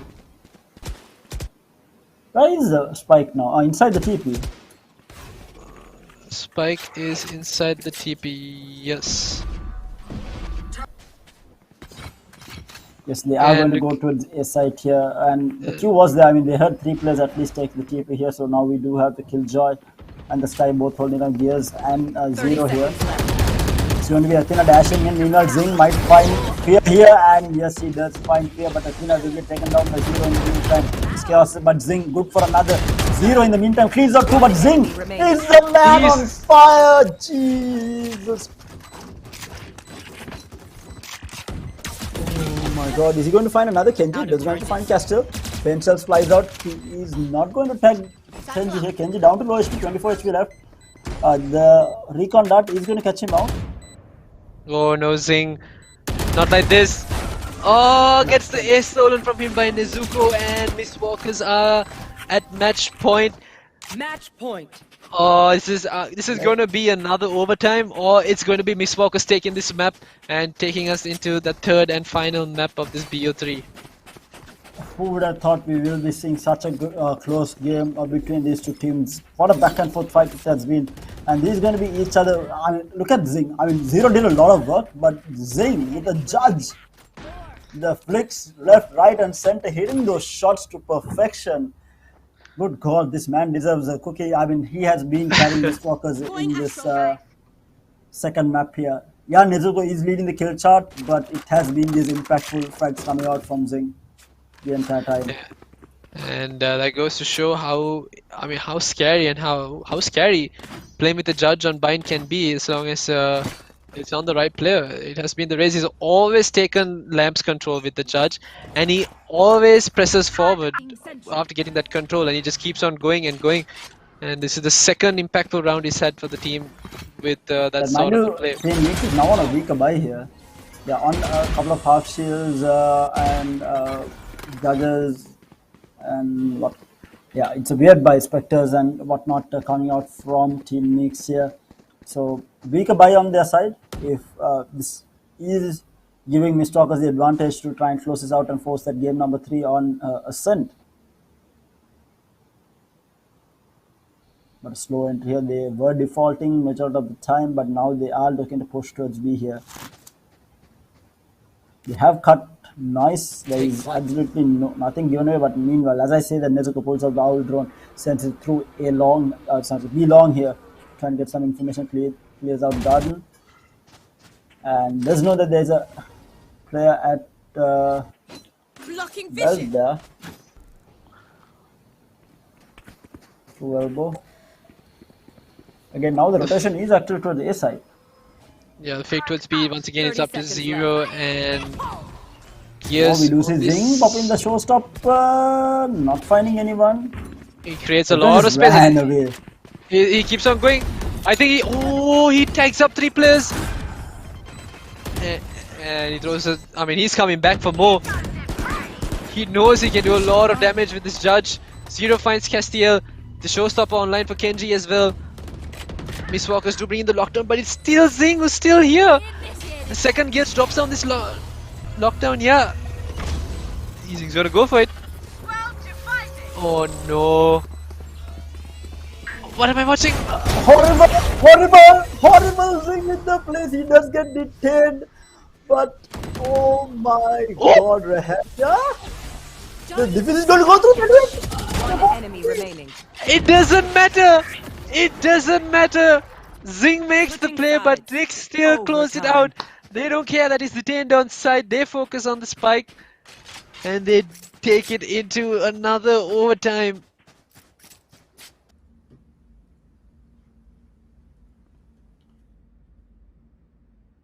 Good God, these two teams, they are going at each other's throats for sure. And man, I don't think I can take any more of this. This is just too much pressure. But let's see who is going to keep up with the pressure, whether it's going to be Team Nix or Mistwalkers, who will crumble under pressure, because now Mistwalkers obviously are under bigger pressure here to win the game. Team Nix does have that buffer of game number 1. But obviously wanted to close this out then force a game 3. And Team Nix in for the aggressive push. Kenji does get away. Not too tagged up, does lose his shield in the process, but I'm pulling them in.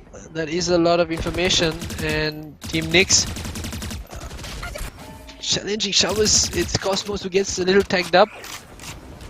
Athena still on top of Shower, so if those two players do decide to run in, I doubt they'll be able to clear Athena.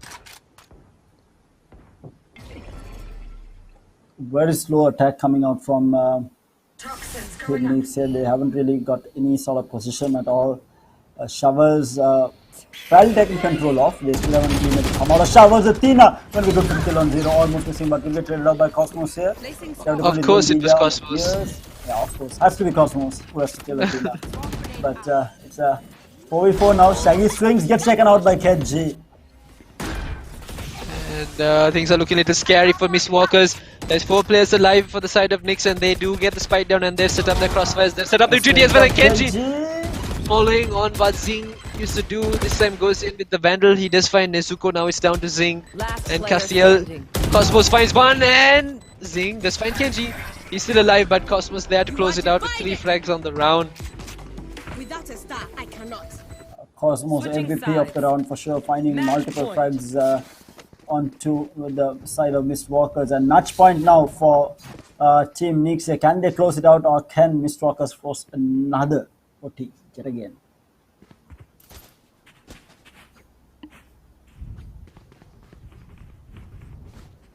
What a finals! I mean, we had really good teams throughout the entirety of multiple qualifiers, but we never had multiple OTs on our hands, and these two teams are delivering. The Strikers on the attack. Zing. Does Zing have the judge? And he has a shotty though with the Phantom. He does have the shotty, and the Phantom is not going to be going into lamps to clear it out with the judge. Instead, going to make his presence known at B site, and you have Kenji playing for the rotation, while Raya and Gears hold down the B site. Feeling things out, but the spike for Mistwalkers is towards A side. There's 2 players in showers, that's Nezuko and Athena. They're about to use his Aldron to clear out the close corners, and it's all going to be in the hands of Cosmos and Zero. Toxin coming up.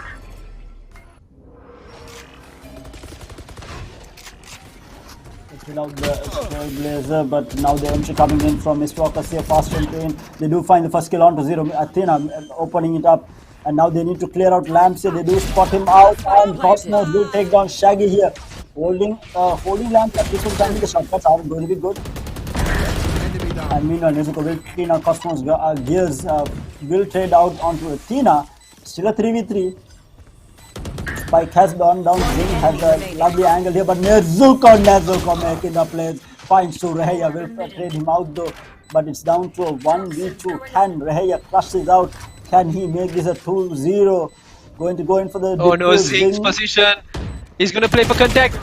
That he does, and the swing from Castiel forces Reheya into that gunfight, and Zing swings on top of that. Switching sides. Overtime.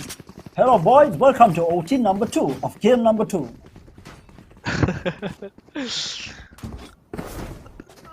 These teams are so evenly matched, it is ridiculous. Yeah, I wasn't expecting this coming into this grand finals, multiple OTs. I mean, every game going to the wire. And now it's going to be Team Nyx on the attack and Mistwalkers on the defense. Let's see how they can hold up. This time around, Team Nyx seems to be taking up some. They are not defaulting. They seem to be going for an A execute. Rather slow though. Scratch that, the Viper wall goes out as well. They are looking for maybe a fast execute here. Tensor's out, not going to tag anyone down.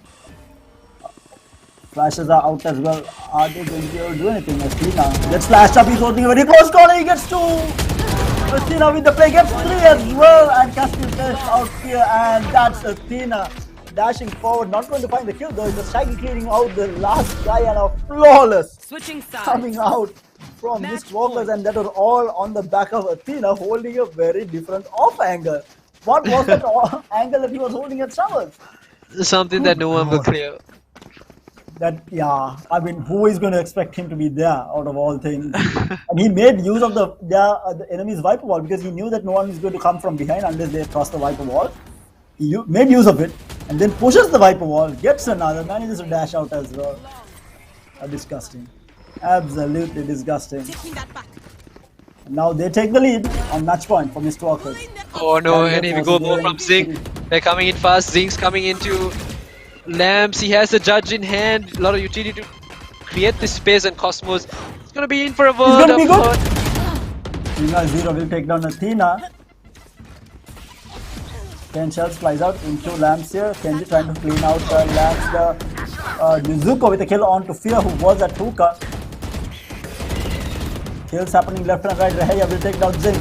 Zero will take down Castel. Can they force another OT here? Numbers advantage for Team Neeks here. One enemy remaining. They are going to spam him down. That's the Nizuko going down as well. Last man surviving is Shaggy. He's going to get taken out. And we are going into OT number 3. Good God. Switching sides. Overtime. Oh. These walkers did everything right, especially Zing. He kept going, got the frag on in Lamps as well, and you know what happens when he gets that frag. He's gonna keep on going, but this time Team Nyx had his number. They knew how to counter that, and taking us into another overtime. Yeah, seems to be that we are going in for another OT. Let's see how Mistwalkers can come back into this, because Mistwalkers needs to win this to force game number 3 here. And Nezuko has been the man in action for Mistwalkers this time around, 27 frags, and Zing with 26. Ray spots out 2 players, at least 1 player down in B long, and he decides to send the rotations back into B. You know, he's going to be meeting up with his teammates, but I think this is exactly what Mistwalkers wanted. They wanted to force Nyx to go for that A side hit, because they've set up really well for it. But it is the exact opposite that's going to happen. Kenji still in hookah. Gets taken out by Nezuko. Revealing area. So Mistwalkers with the advantage already here. But they are defaulting it to the most part, but now they are going to be pushing through a shot here. There is a one-way from Castile here, holding down Lamps.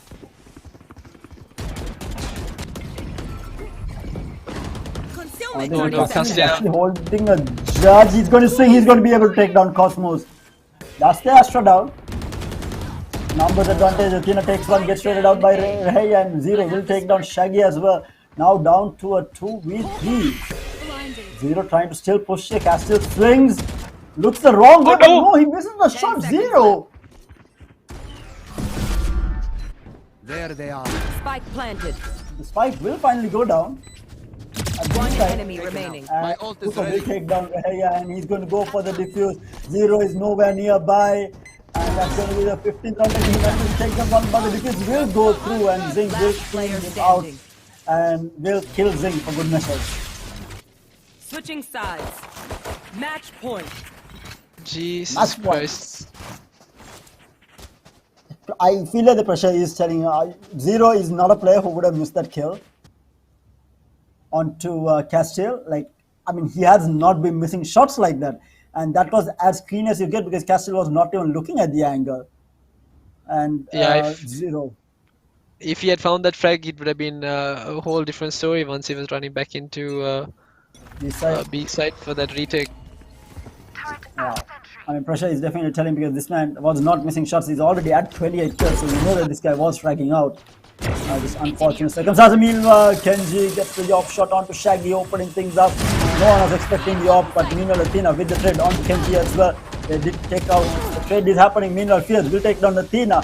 It's a 3v4 numbers advantage already for Team Nyx. Can they force another OT? Gears will get taken down. Castle evening things up. It's a 3v3 now. Going into A side, the Trailblazer is going to be there from Zero here, trying to get some information. Zing holding a very close angle at Lamps here. Spam's going to go through. Not going to find anything. Zero does get stacked up. The plant still hasn't gone through. The tags now. Cosmos takes down Nizuko as well. Numbers advantage yet again for Team Nyx here. Spike it goes down. Zero takes out another. We might see another OT. And that's going to be OT number 4. Is it 4 now? It's OT number 4. 13th, yeah, OT number 4, 12. God. Oh my lord. Oh my lord, we are in for a game. This is the basically a mirror image of that previous game. But this is where the game ended. This ended in 17-15 the last time around. Can Mistwalkers close it out 17-15? Or will it be Nyx closing out 17-15 and closing out the series 2-0? Or are we going to be forced into a game 3 here? But what was interesting was the counter that Team Nyx had that round for Team Mistwalker's Lamps control. They set up the KJ with a utility to pepper up the players by the time they got into lamps. And okay, it's Kenji taking a lesson from Zing's book, and it's actually Zero and Zing walking through into A side, and they find two frags now. Yeah, free plant.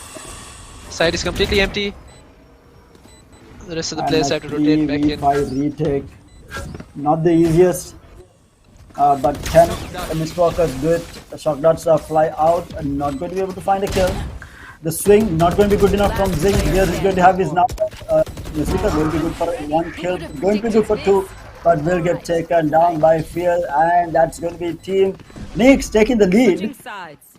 in OT rather for the first time. Match For point the for them. first time. And their defense has looked really strong, at least their retakes have. Mistwalkers really need to plan out what they're about to do now and which side they're going to hit. If they are going to be hitting that A side once again, I feel like Nyx will have their number.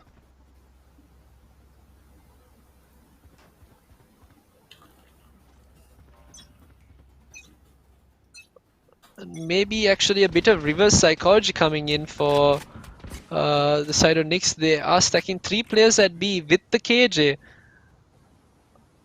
This is going to be a rough take for them if Mistwalker does decide to keep on going. We already see interesting. Zing is actually going to be on the Sheriff because he does have a Judge as his primary, and we do see Shaggy playing towards Hookah here. Still not a lot of information given away. Recon dot flies out through A here, trying to get some information. It will get broken out. Pain Shells flies out, trying to disrupt things. Nezuko looking to take the TP. He will take the orb though. So no opening kills here. Ooh, the gravity pulled the shock dart and the pain shells. No, that's painful. Kenji, the utility usage coming out from Mistwalkers. Oh, And no, now Zero. a full TP coming out, but still these 2 players on the side of A side has not moved. This but is a the fake! spike- This is a fake! fake. The spike is coming back towards B. It's going to be Gears once again. He has done this before, holding down the B side by himself. Will he be able to 30 do it seconds once left. again for Nyx? Oh, he peeks with his turret. Tags up Zing. No, tags up Shaggy, and Zing now walking into side. There's a lot of utility down on the side. KJ utility, the 70 mollies. seconds they need to get the plant down. Now the tags are firing, going through the wall, trying to find a kill, not able to find anything. It's a 4v5 retake for Gear. Gets taken now, Zing with the jump. And now the Hunter Fury comes out from Nezuko, who did get the plant out as well. Not going to be able to find a kill, but Adina in the meantime takes out the head. Takes out Zero as well. This might be OT number 6 in our hands here by the looks of it. Down to the last Cosmos. 1 man alive to defend, but it's going to be a team miss, and 14 number 6 for 16-16. Switching sides. And Overtime. flawless for Mistwalkers. They figured out that Team Nyx had their number at A side and instead hit B. And it was unfortunate to see Kenji go with little to no impact on that round. Devastating blow for him. But what a finals this is turning out to be. I mean, both games going for OT, and now this game is a little bit longer than the last time.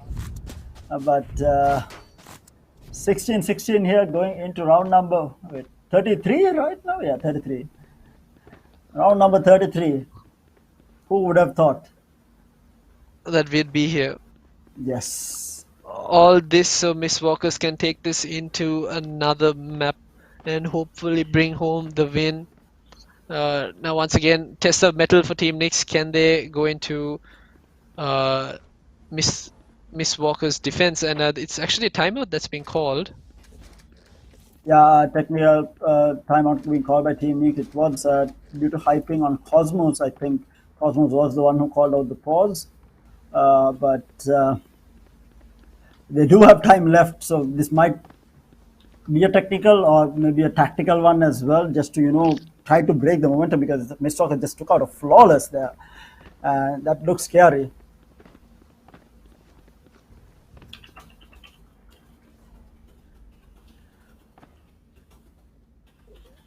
Team Nyx setting up for an attack into the A side, and the last round on that attack they actually took A side really clean. It was Kenji who went and cleared out lamps with Zero going past the Viper wall to find the other player who was on site.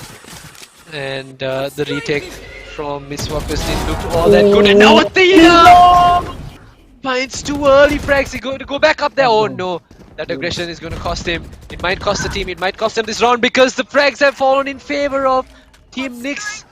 They're all peppered up, all low on HP. The two remaining players coming for the retake are going to be on full HP. And these are the two fraggers, and on the side of Mist Walkers, the TP is going to happen. Can Zing make it happen yet again for Mist Walkers? Zing and Castle, both the top fraggers on the side. oh no! Pinch has damage almost being done done. work. Yeah, if that had caught Gears out, he would have been so devastated. Out of charge. Nyx coming in close. They are walking in. I don't think he's gonna be able to challenge the charge. Oh, he actually finds Zing and the lockdown as well. This is bad news for Mist Walkers. It's only Nezuko. Nezuko walking inside. He has 3 players trying to take him down. What? A flick to find Gears. remaining. Nyx is still alive. Nezuko finds Kenji as well. It's all up to Cosmo. This guy's 17 HP, it's not going to be easy. Scraps for difference HP, comes and Nezuko knows exactly where he is. Oh my god, is he going to have time though? He's not. No There's not going to time. be time. Oh, Nezuko does it all, but doesn't have the time, and I think that has a lot to do with Switching the fact sides. that Gears got Match his point. lockdown that round. That lockdown bought them so much of time. Another timeout call. This is by Team Nyx. Yeah, this is by Team Nyx this time around. Oh man, oh my man. This is turning out to be one hell of a banger. I mean, we are into 17-16, the longest game that we have had on Calyx.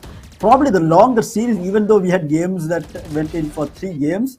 This might be the longest series, by the way, that things are going. Because, and if this goes for another couple of votes, we might have the longest series in our hand. In our hands for sure. Look at this flick from Nezuko. And he had Cosmo's number as well, just that the time was not on his side. But No. match point, Team Nyx. Look at this. I mean, the scoreboard looks absolutely insane. 35 kills on Nezuko, Zing with 29. Then on the other side, we have Zero with 31, and then Kenji coming in with 27. I mean, oof, this is some insane Valorant coming out from both teams. But we do have the game resuming back up. Let's see what they can do with this. Let's see whether Team Nyx can close this out. Mist Walkers. Need that back. Basically, match on the line. The series on the line for them on this round. The peaks are going to go through op shots not landing. It was Kenji with the glass cannon op, not finding the shot there though. Concealment. Pulling them in. Kenji is going to cause some damage and not going to find a kill. Scanning ahead. Recon we dart go. flies out over the. Oh my god, Shaggy and Castile both goes in. They find 2 now. Numbers advantage for Mist Walkers. Can Team Nyx still flush this out? Athena holding a very close angle in Elbow all as the well as elbow Zing. here. Yeah. Zing has one with the judge, and the bait looks good. Oh no, Athena Ooh. finds one. Athena, Oh, but yes! Spray transfer might be going to find possible. 2. Player standing. Oh no. Not going to be Might be insane. forced into another. Zing drops the pistol, trying to bait, and Shaggy gets a kill. OT number 7? 8? 7. 7. Switching Okay, sides. forget it. It's OT, can guys. keep, You know? Keep counting to 10, Terry, because that's where we're going.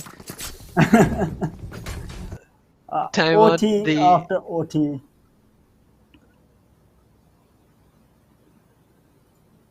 Uh, 17-17 game number 2. We I mean, this is some insane Valorant coming out from Mist Walkers and Team Nyx here.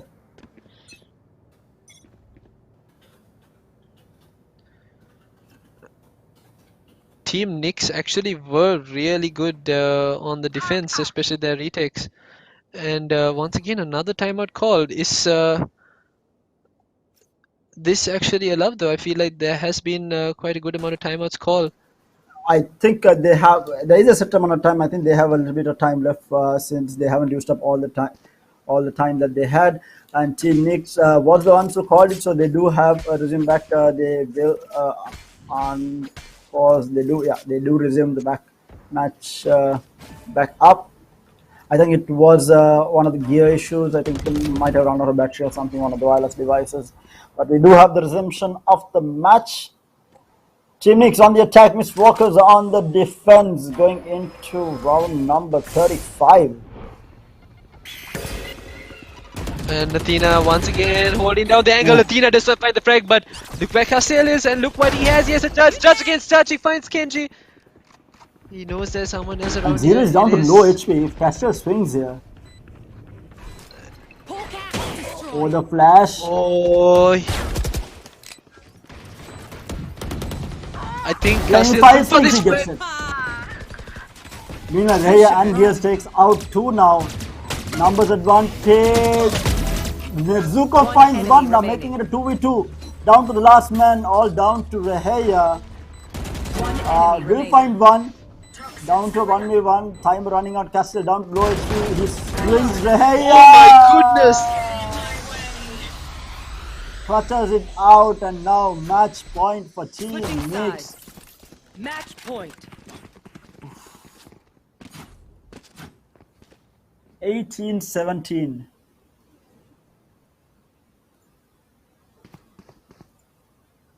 And no more timeouts called. They're going to be getting right into this. Yes, we are going to be getting right into this. It's 18-17 to series on the line for Miss Walkers yet again. And Knicks, of course, looking to close things out if they can't win this round. I think right now teams are not even bothered about this third game. They want to close this game out right now. One way or another, they are looking to close this out and then think about what happens next. Very slow entry coming out from Miss Walkers compared to what they were doing all this time. Yeah, and I mean, they've come in for fast hits. They come in for slow hits. They've come in for double fakes as well. All they're trying to do right now is get into Team Nyx's head, keep them guessing. They attacked. They went into B side the previous round. This time though, they are moving towards A. But will this be another fake? Because I know Miss Walkers do like to do that, but no, I think this is going to be a full-on A hit. They get into side. No frags have fallen yet. They get a pretty free side zing. Satchel! Second Satchel as well, not going to be able to find a kill though. Boombot will get taken down. Kenji pushing, gets shocked down and up. Oh my god, Nezuko with the shock dart. Zero will spam through the box, not find the kill, and Rehaya will find the kill onto Shaggy with that Viper's bite. Meanwhile, Oh no, Athena! Zero will take down Athena falls. Athena. 3 players alive. And Oh, Zero this might be finds. over. Oh no! They know where the last place is. So low on HP, and the defuse is For the going. defuse. And Team Nyx Defenders win. take the win after such a long skirmish. I mean, what a game coming out from both teams. Your Team Knicks versus Miss Walkers. What was the scoreline at the end? I mean, it was 19-17 at the end, coming out from these two teams. Very well played to both teams. I think Miss Walkers in the end not being able to close it out. It looked like they had the angle, but it was, I think, all on the back of Rehaya's Viper's bite, which was unexpected, taking out Shaggy, who was holding an ankle, and that just opened up, and then Athena falling in return. But when the two guys in action was throughout the entire game was actually Zing and Nezuko. 30 kills and 36 kills each. I mean, these two guys went absolute ham on the map, just not being able to close it out. And I think, again, Athena not finding the defense that favorable. I think majority of the time Cosmos and even Zero had his number most of the rounds, but he came back really strong. I think he had a really bad defensive half, but then came back really strong to have some really off, holding some off angles, then clutching a couple of rounds with multiple frags under his belt as well. So that's the performance coming out from both teams. But let's actually take a quick look at the scoreboard as to how the kill division has been between these two teams. I think it's going to be interesting to see the amount of first bloods falling across and who has taken these first bloods as well between the two teams. What do you think Mistwalkers could have done different? Though I feel like I lost track of strategies halfway down. I mean, it was so much chaos somewhere down the line. But do you think Mistwalkers could have done something different? If I was, I mean, it's very hard to point out what Mistwalkers could have done different, but Yeah. I can tell you where they were weak at, and that was at post plant on A side. Every overtime round that they did lose on the attack was during retake on the A side. Their B side retakes, B side holds were really good. B side executes were also really good. But when it came to the A side, whenever they hit it, you almost felt like things were going to kind of fall apart. They didn't really have it down as good as they would have liked it, at least.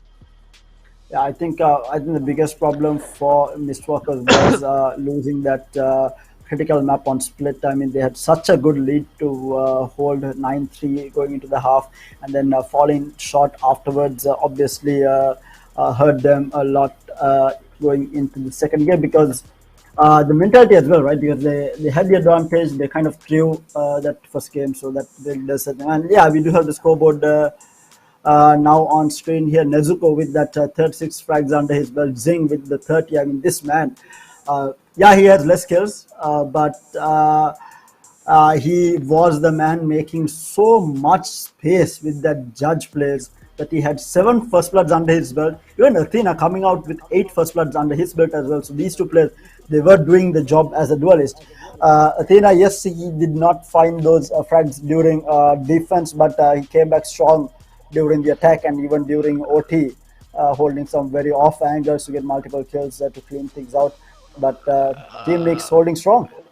Yeah, to add to that, it was also the player that was quite quiet but who actually had a lot of impact on the game for the side of Knicks was actually Gears. He Yeah. did a lot of work when he was holding on the B side, and he did a lot of work during retakes as well. We saw him do some really smart plays, especially during overtime when he kept bringing in those, getting those frags, bringing in those lockdowns to buy time. I think he had a lot of impact rounds to what helped Knicks get this victory.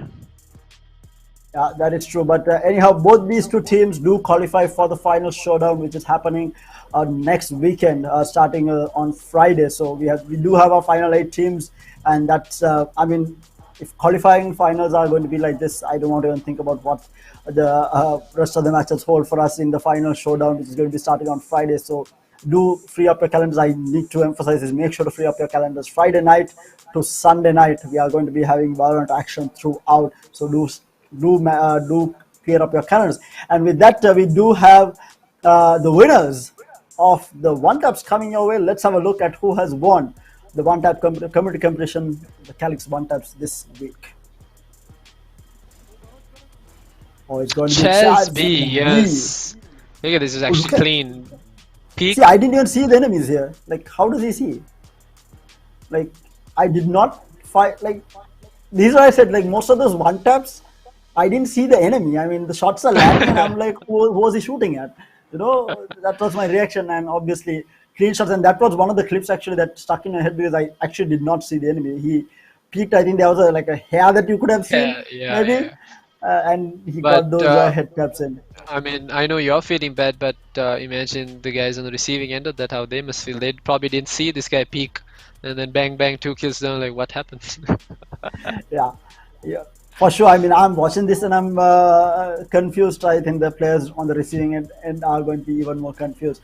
But again, reminder, of course, guys, we do have another competition. I mean, Calyx is giving us a lot here. Regards prize pool and then community competition as well. Valorant gift cards coming your way.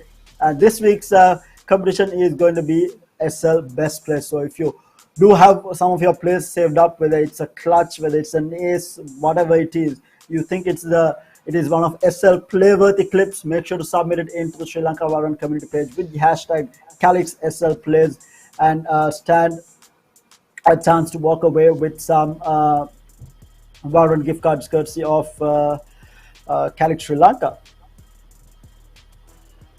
Yeah, we're probably going to see. I hope there is not going to be a lot of clips that were already submitted. I just want to see some crazy jet action, crazy raise action, maybe something from Yoru. I mean, I would love to see a Yoru shorty kill with that out.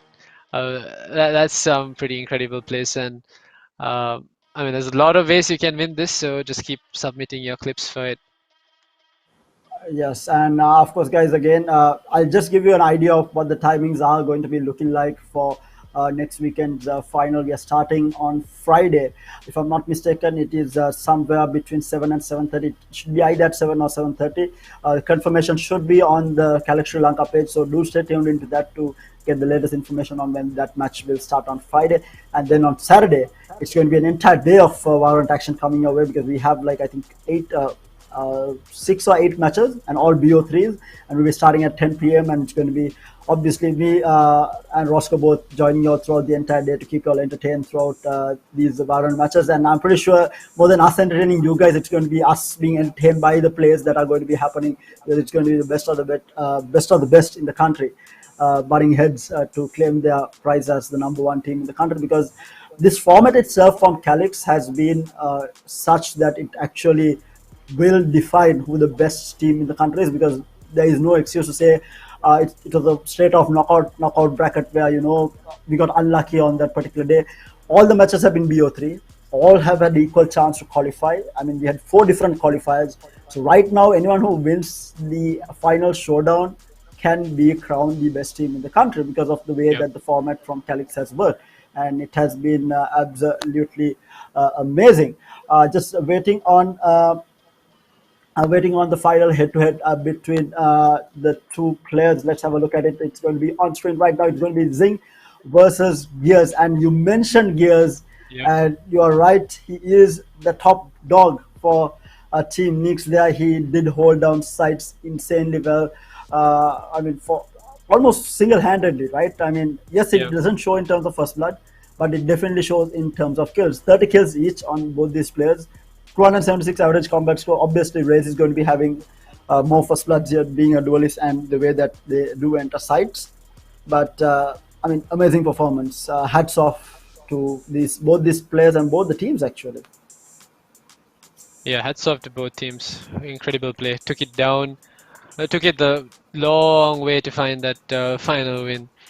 Nobody wanted to go into that third map. At least Nix didn't want to. Miss Focus really wanted that third map. Yeah, because being forced to play multiple OTs and not being able to force that game 3 definitely is going to be a disappointment for them. But we do have the winners of Dhaka streaming. So with that, guys, we'll be heading out. Make sure to join us again next Friday. Do keep that time free for the final showdown that is going to be happening on Friday, Saturday, and Sunday. And of course, don't forget to submit the clips for Calyx SL Best Plays onto the Calyx Sri Lanka Valorant community page. Until we do meet you again on Friday, it's going to be me, Tara, and Roscoe both signing off. Thank you so much for joining us. Thank you to Calyx as well as the production team. And thank you for everyone who was watching. Meet you all again next Friday. So have a really great week. See you guys.